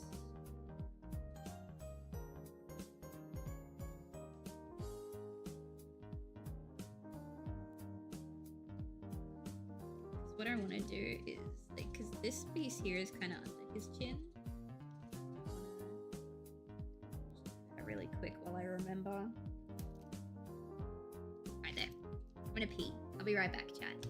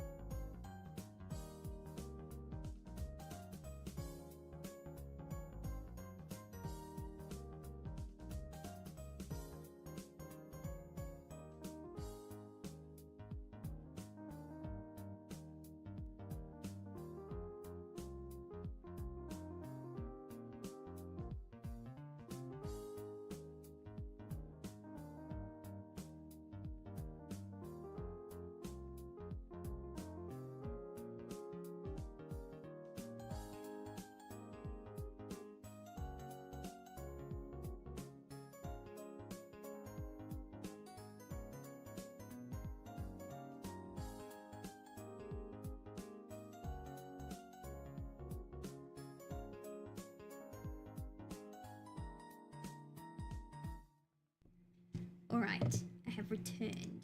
Do I need to fix my model up? No, she's fine. Okay, good. Ooh. It's getting that time of night, chat. I'm getting tired.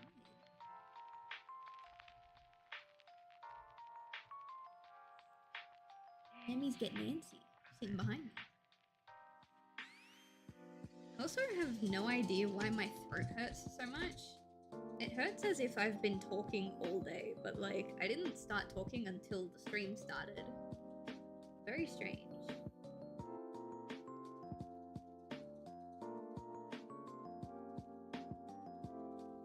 That's okay. We're just gonna have a nice chill art stream. Nice chill vibes, chat. Just you and me.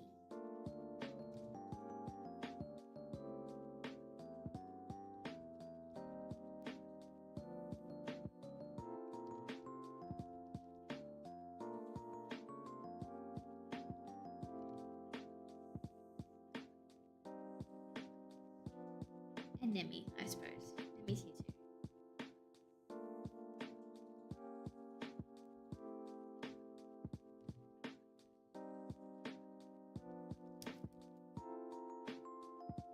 Hey, buddy. He's getting back in his chair next to me. I'm gonna go take another nap.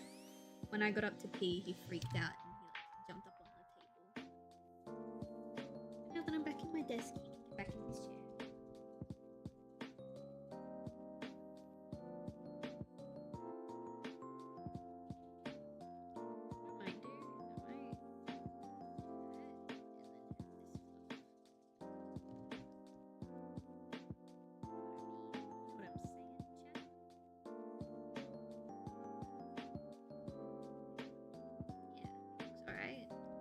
It's in the middle of his ear, but I still think that placement's not quite right, so let me lower it just a bit.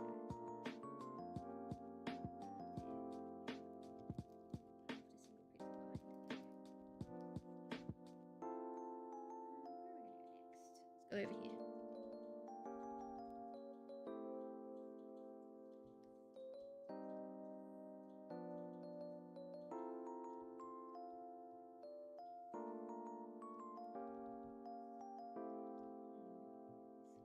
This is wider and it comes down lower. So let me really quickly adjust this.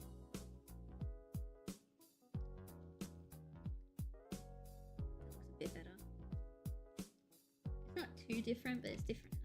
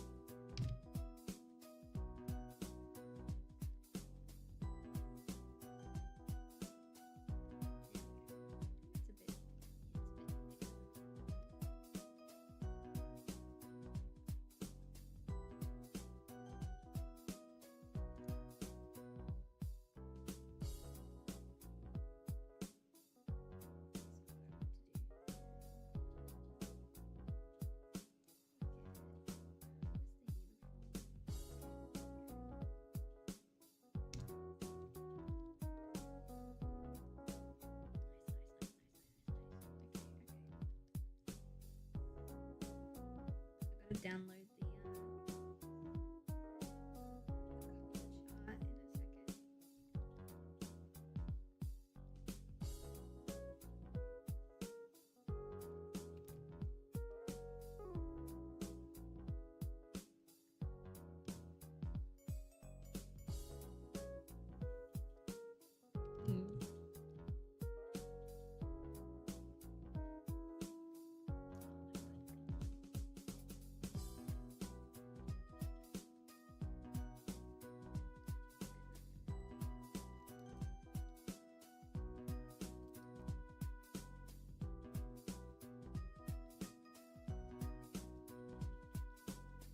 Do more yachas this year. I experimented with yachas again late last year. And, like, there were a couple of buyers, but they weren't super popular. I'm not entirely sure how to make a good yacha, like how to advertise a yacha. It's very difficult. But something that I tried, I want to say 2, maybe 3 years ago, that I would like to try again this year is making adoptables. I really like making adoptables. Again, I just don't really know how to market them effectively. So that would be something nice to do this year. I won't be able to put them all on VGen because I'm not verified on VGen, so I only have like very, very limited slots. So VGen would be like for finished, like for proper commission slots, and like adoptables and your character here's would go on coffee because I'm pretty sure coffee has unlimited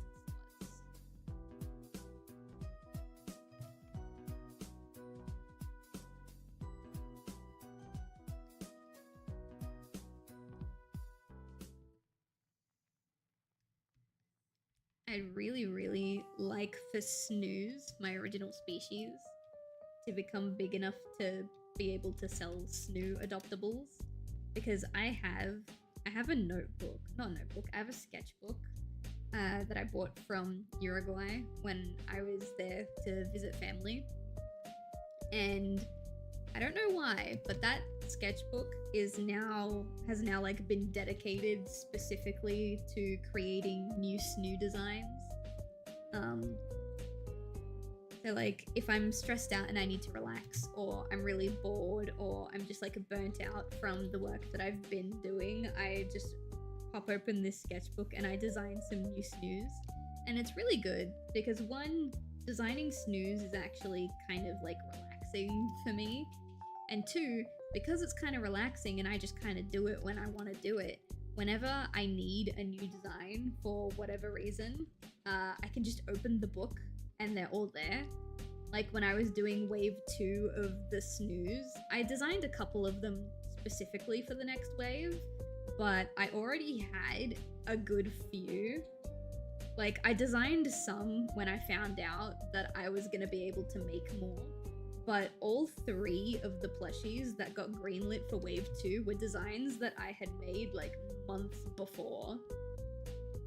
And I just think that's really nice that like I just have a catalog of designs that like whenever I need a new plushie, or whenever I need like a new like Snoo related character, I can just open the book and pick one. So yeah, I would really like to be able to do Snoo adoptables. It's just people don't really know what the Snoos are yet. That's like mostly my fault, I suppose. I'm not very good at talking about the shit that I make.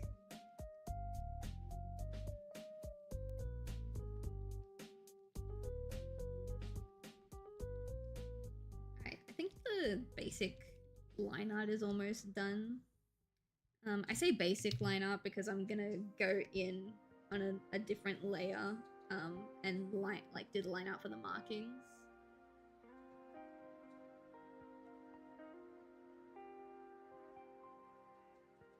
I was wondering if you would be in my fantasy book set in the time of King Louis II. Sure.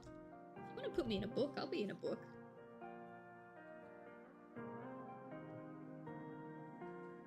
I think that's a really fun idea.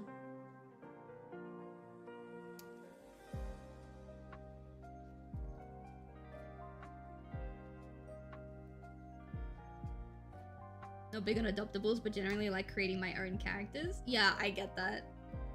I'm not very big on like buying adoptables either because I really like designing my own characters. But because I like designing characters, maybe that's a reason to make designs for other people. I don't know. I like doing it. I like just drawing new characters just because.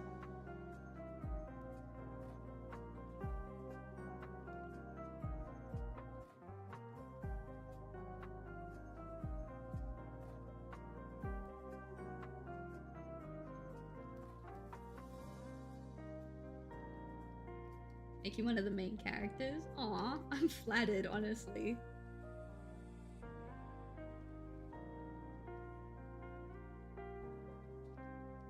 Alright.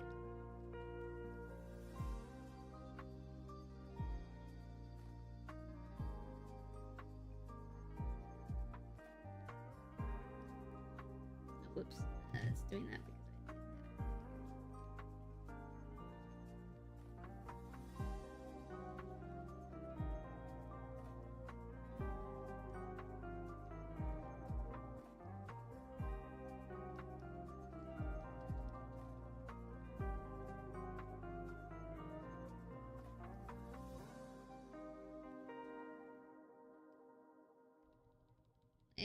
Alright, cool. So what I'm gonna do now,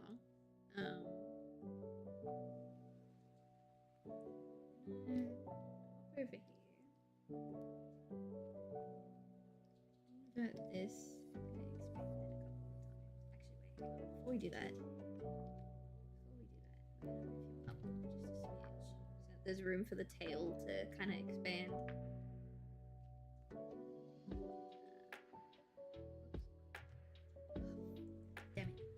thought I clicked on the magic wand. Clip Studio does this really weird thing to me where sometimes I'll press something but the input doesn't go through, and then I end up fucking something up because I thought I had a tool that I didn't have.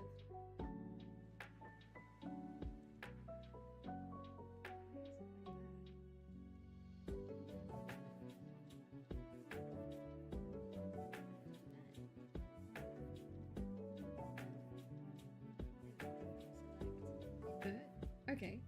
How did you do that?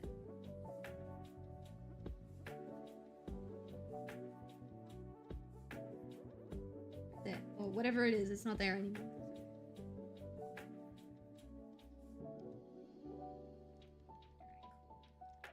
Now, because the magic wand is not the best with sharp corners, I still have to come in and like do the tips myself. That's okay. Generally speaking, yeah, it's only for bits like this.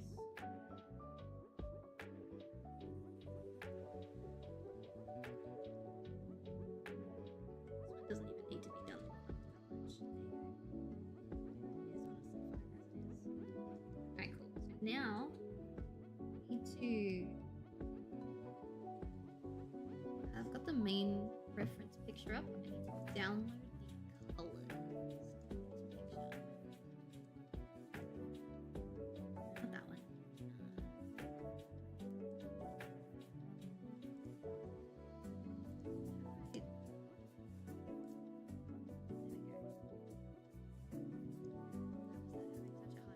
Oh, because this is a web page. Oh, okay, okay. I need to... For whatever reason, Clip Studio does not open web Ps. The colors are very, very good to have, but because it's a web P, I have to convert it. It shouldn't take too long. I have a trusty converter.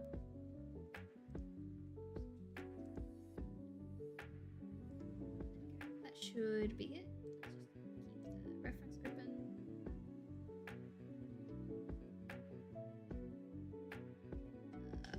856, I think it's this one. Yeah. Alright, cool. So, my marks and claws. Let's start with this one. Anyway.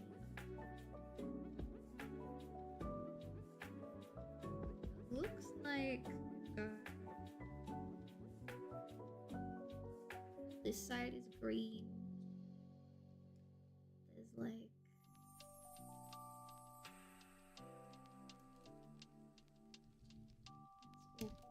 And then it's white on the inside. We'll get to that.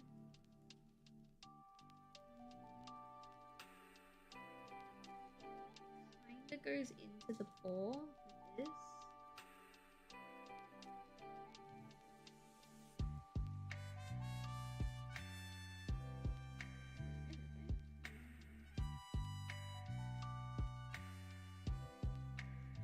Ooh, I do like a good sausage. That sounds really nice.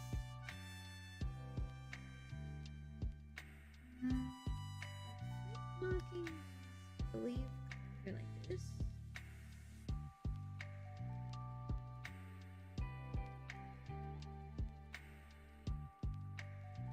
That's right.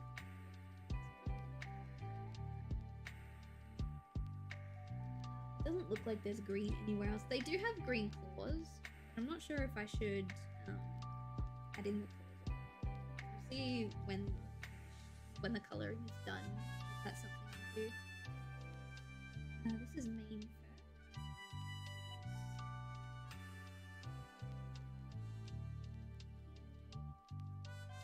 Also,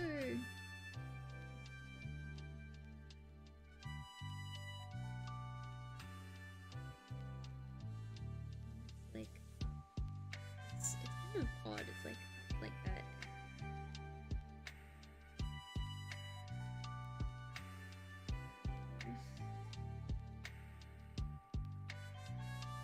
As white was white.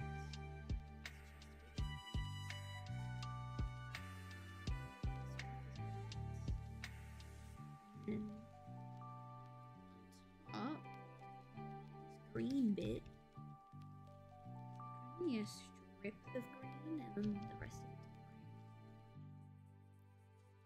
paint bucket it, but I don't know how the white's going to react on top of the lime green, so I'm just going to paint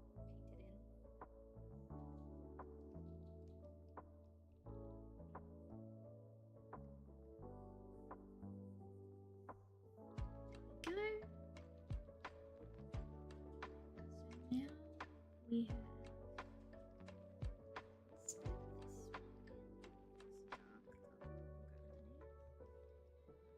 this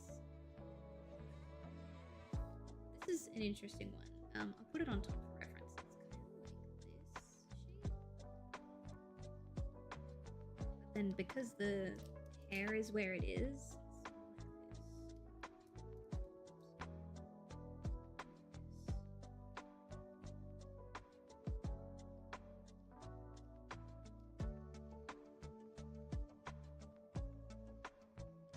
it's go too crazy with the fixes because we will be fixing it like in post anyway. Not in post, but like as the last step. Put the main fur down so that I can draw the stripes.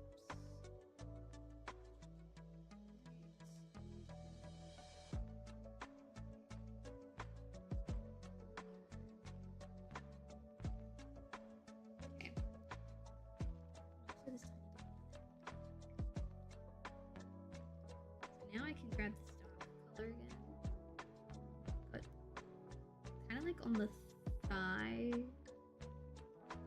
area. It's a little bit difficult because the way the legs are in the model is different to how I draw legs. So I think it's like on the knee-ish area on the model, but I think it's like on my style of leg. I think it's closer to the thigh.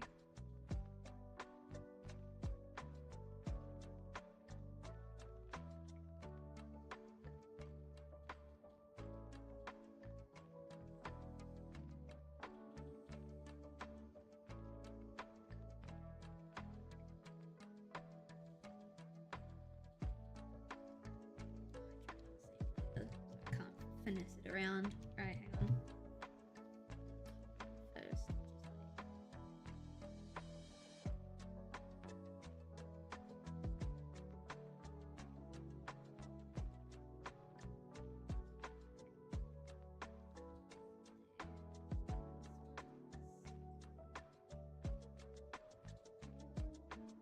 just like a smile.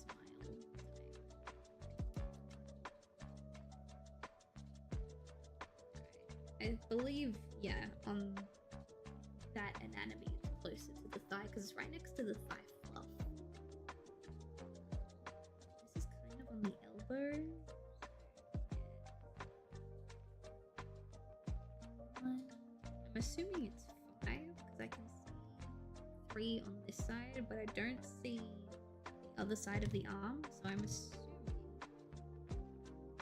there's a median.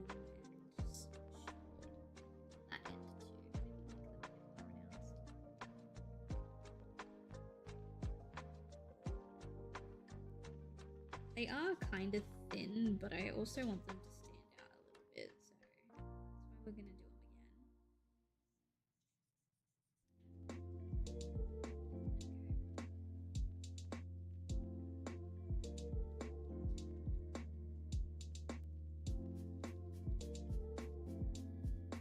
I've got some in like this back area, but I can't quite see. The back view that I got. No, that's the one I'm currently looking at. It's the web page. I thought I downloaded the back one as well. Maybe I did. Maybe it's this one. Yeah. It looks like 2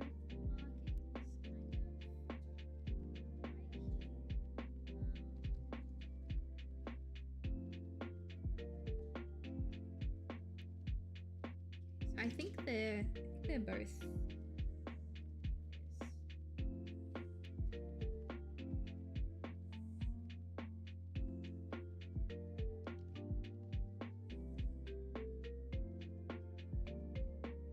Like that second one.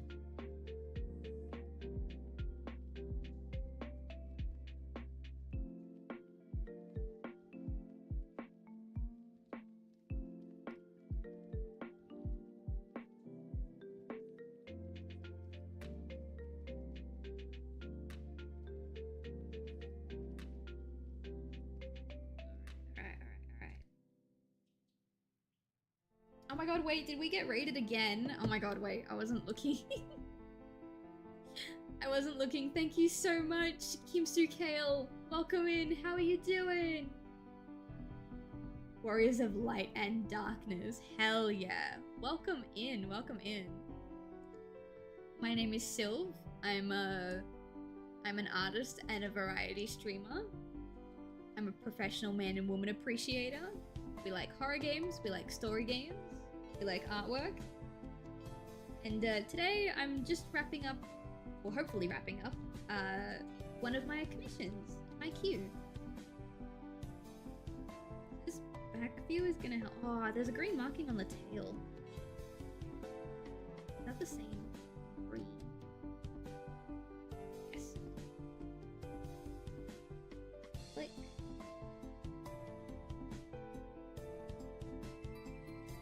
Just kind of like that.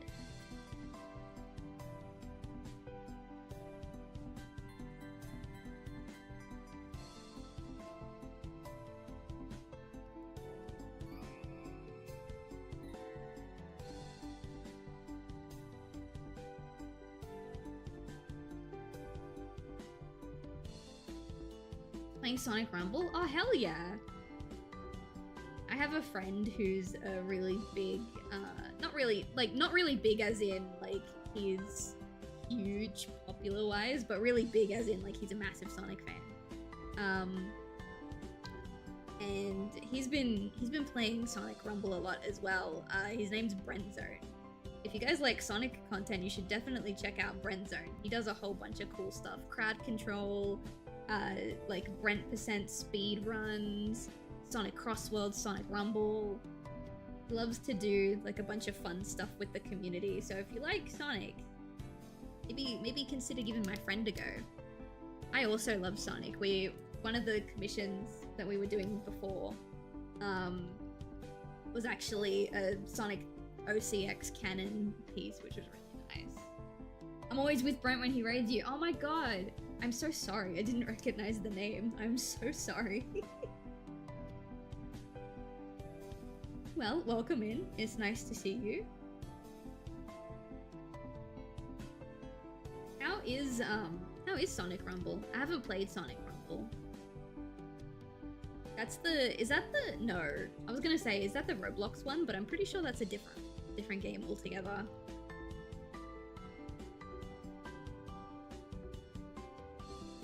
Goggles. Color fabric. Oh, you won't see the color because of the pose it is. Right eye, left eye, doesn't matter. Close. Cool.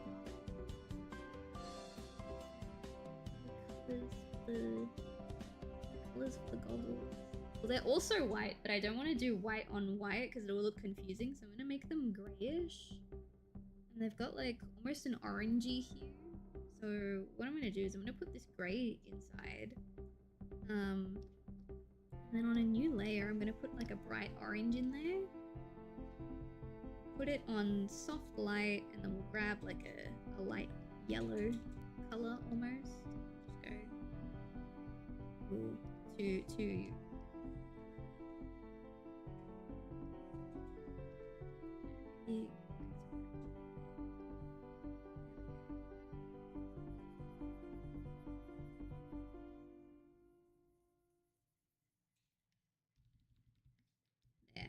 like, they're yellow. I mean, they're orange, but like, you can see the gray underneath now. It's like a dark color for the fabric, so I'm gonna grab close to this dark fur, but make it a tiny bit darker.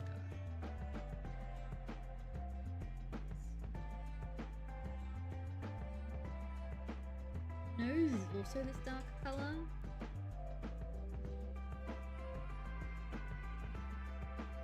There we go. I'm pretty hooked. It's Fall Guys Sonic. Ah, okay. That sounds like fun, honestly. Hi, Jericho. Welcome in. How are you doing? I was just being educated on Sonic Rumble. Sonic Fall Guys sounds fun. I downloaded Fall Guys to play with some ex-co-workers And then I downloaded it and I told them they downloaded it and then they never invited me to play with them. So that's tragic. But Sonic Fall Guys sounds great.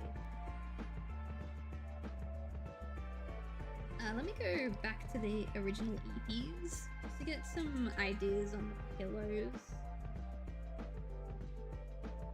We'll do... Let's put polka dots on the main pillow, kind of like this one here.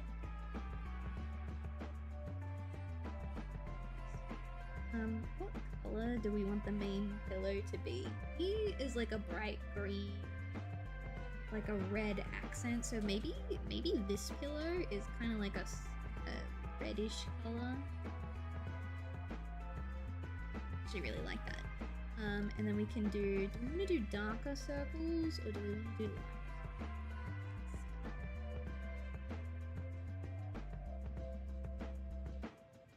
It's too close. Hang on.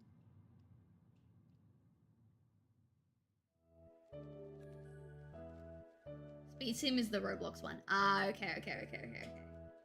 I'm back. Welcome back. Sometimes I wish I had someone I could actually hug. Aw, I'm really sorry, my dude. There'll be someone. I got a cat. The boyfriend's also really nice. Right there. I think that's gonna be it. I'm not gonna clipping mask it for now, because what I'm gonna do is we're just gonna...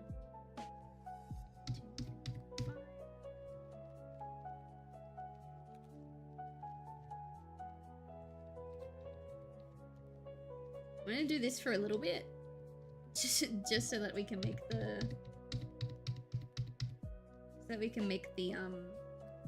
pattern on the pillow. So if we start it like there,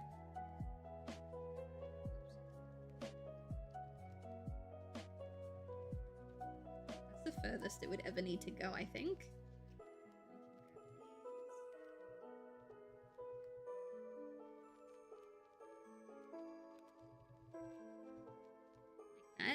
What I'm thinking actually is these polka dots are darker, so the next row, maybe we make them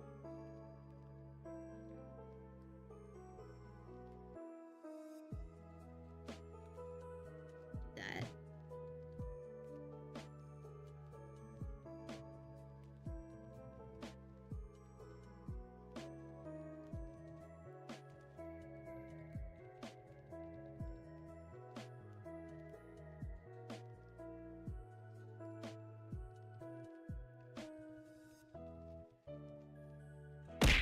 Ow! Oh, that was really loud. Silv, have you thought about making a darkie of yourself? I have. Back when Chai made her own darkie. I was like, oh, maybe. That could be nice. The thing is, though, I don't want to be like, oh, hey, I'm making a darkie, and then, like, have people kind of, like, expect an NSFW side of it, because I don't really want to do that. Not of my character, at least. I might do it with, like, one of my other characters. But yes, I've thought about it, and I think it would be kind of funny. Boyfriend mentioned, yeah, we love the boyfriend in this house. Rumble is fun, I'm hooked, and I love playing my favorite bunny. Oh, another Cream the Rabbit stan. Hell yeah.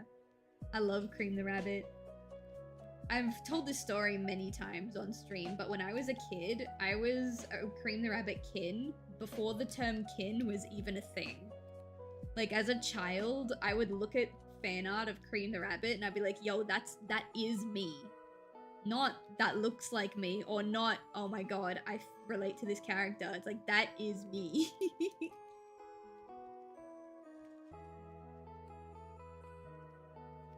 Played Fall Guys, but I guess it's like that. It's very replayable. Yeah, Fall Guys is pretty fun. I liked Fall Guys the little bit that I played it. Silv Darkie. Maybe. We have to see. Darkies are pretty expensive to make, so if there's not a market for it, then I might not be able to. So we got red there, we got green there, and we'll make this one maybe like a a bluish gray. Too blue, I think. That works. And we might do like maybe like a polka dot. Not polka dot. Actually, they did say they only wanted dots, so maybe we'll just do another polka dot one.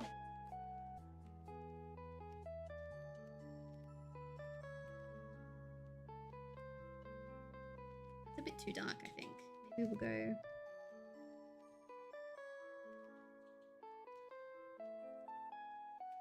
Now it just looks like it's a little wet. I don't like that. Let's do this. This is nice.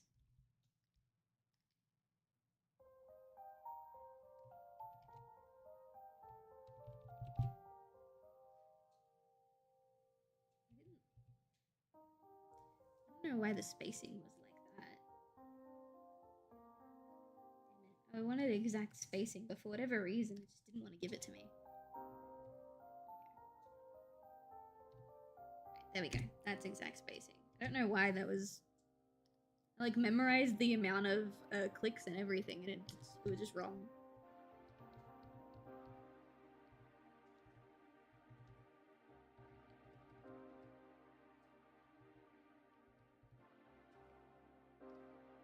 Alright, you don't really need that many. We'll go like maybe over 2 more. 2 more is too much. We'll go over 1 more.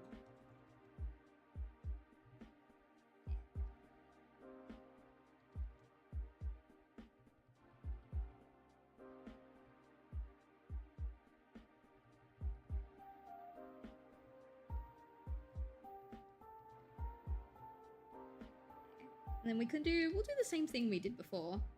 1 row of polka dots is darker, and then the other set of polka dots is lighter. I don't know why. I just think that's a really cute setup.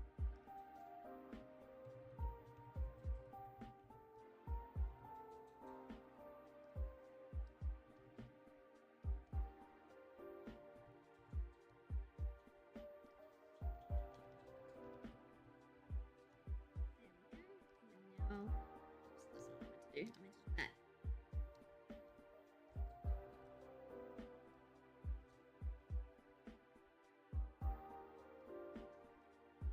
Well, I could have gone with orange. I think the green and the red pillow are like the obvious choices. The third pillow, a bit difficult. I wanted to do like grey, but because there's already so many shades of grey at play in this piece, wasn't confident in it.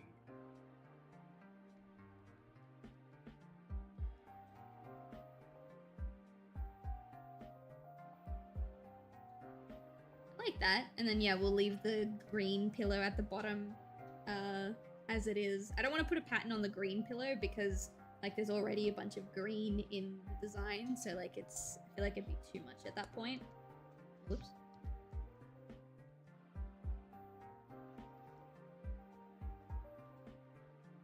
Alright, but yeah, I think that's it. I think they're done. I'm gonna save this. File, save as.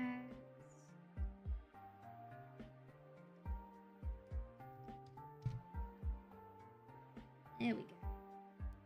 I'm gonna send it over on the Discord, but just so that it ticks off on Coffee as having been done, I will also put it in the Coffee. I still have the original Clip Studio file, so hopefully if any edits need to be made, like it's a really easy thing to fix. There we go. If it wasn't a different color, I'd say it's you when you wake up or something. Well, there is one of me that I drew years ago, but it's outdated. The cheek marks are wrong. The hairstyle is wrong. This isn't how I draw my goobs anymore. I am gonna redraw my version of it just because I think it's really cute. But not now. Right now I'm tired. What the? And with that, A ghost? my commission queue is clear. 3, not 5? Okay, thank you. I'll fix it right now. Because I could see 3, and it was like tall, medium, short. But I couldn't tell from the angle if it was like 5, like it was symmetrical on both sides or not.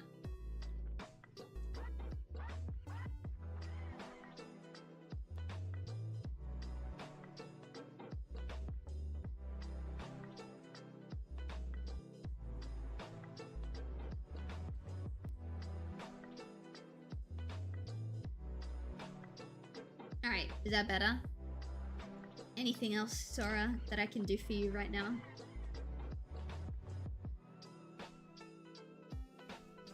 Really quickly save over it.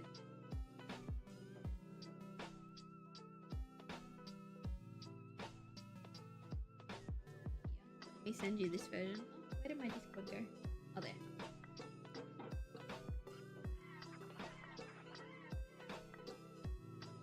Go.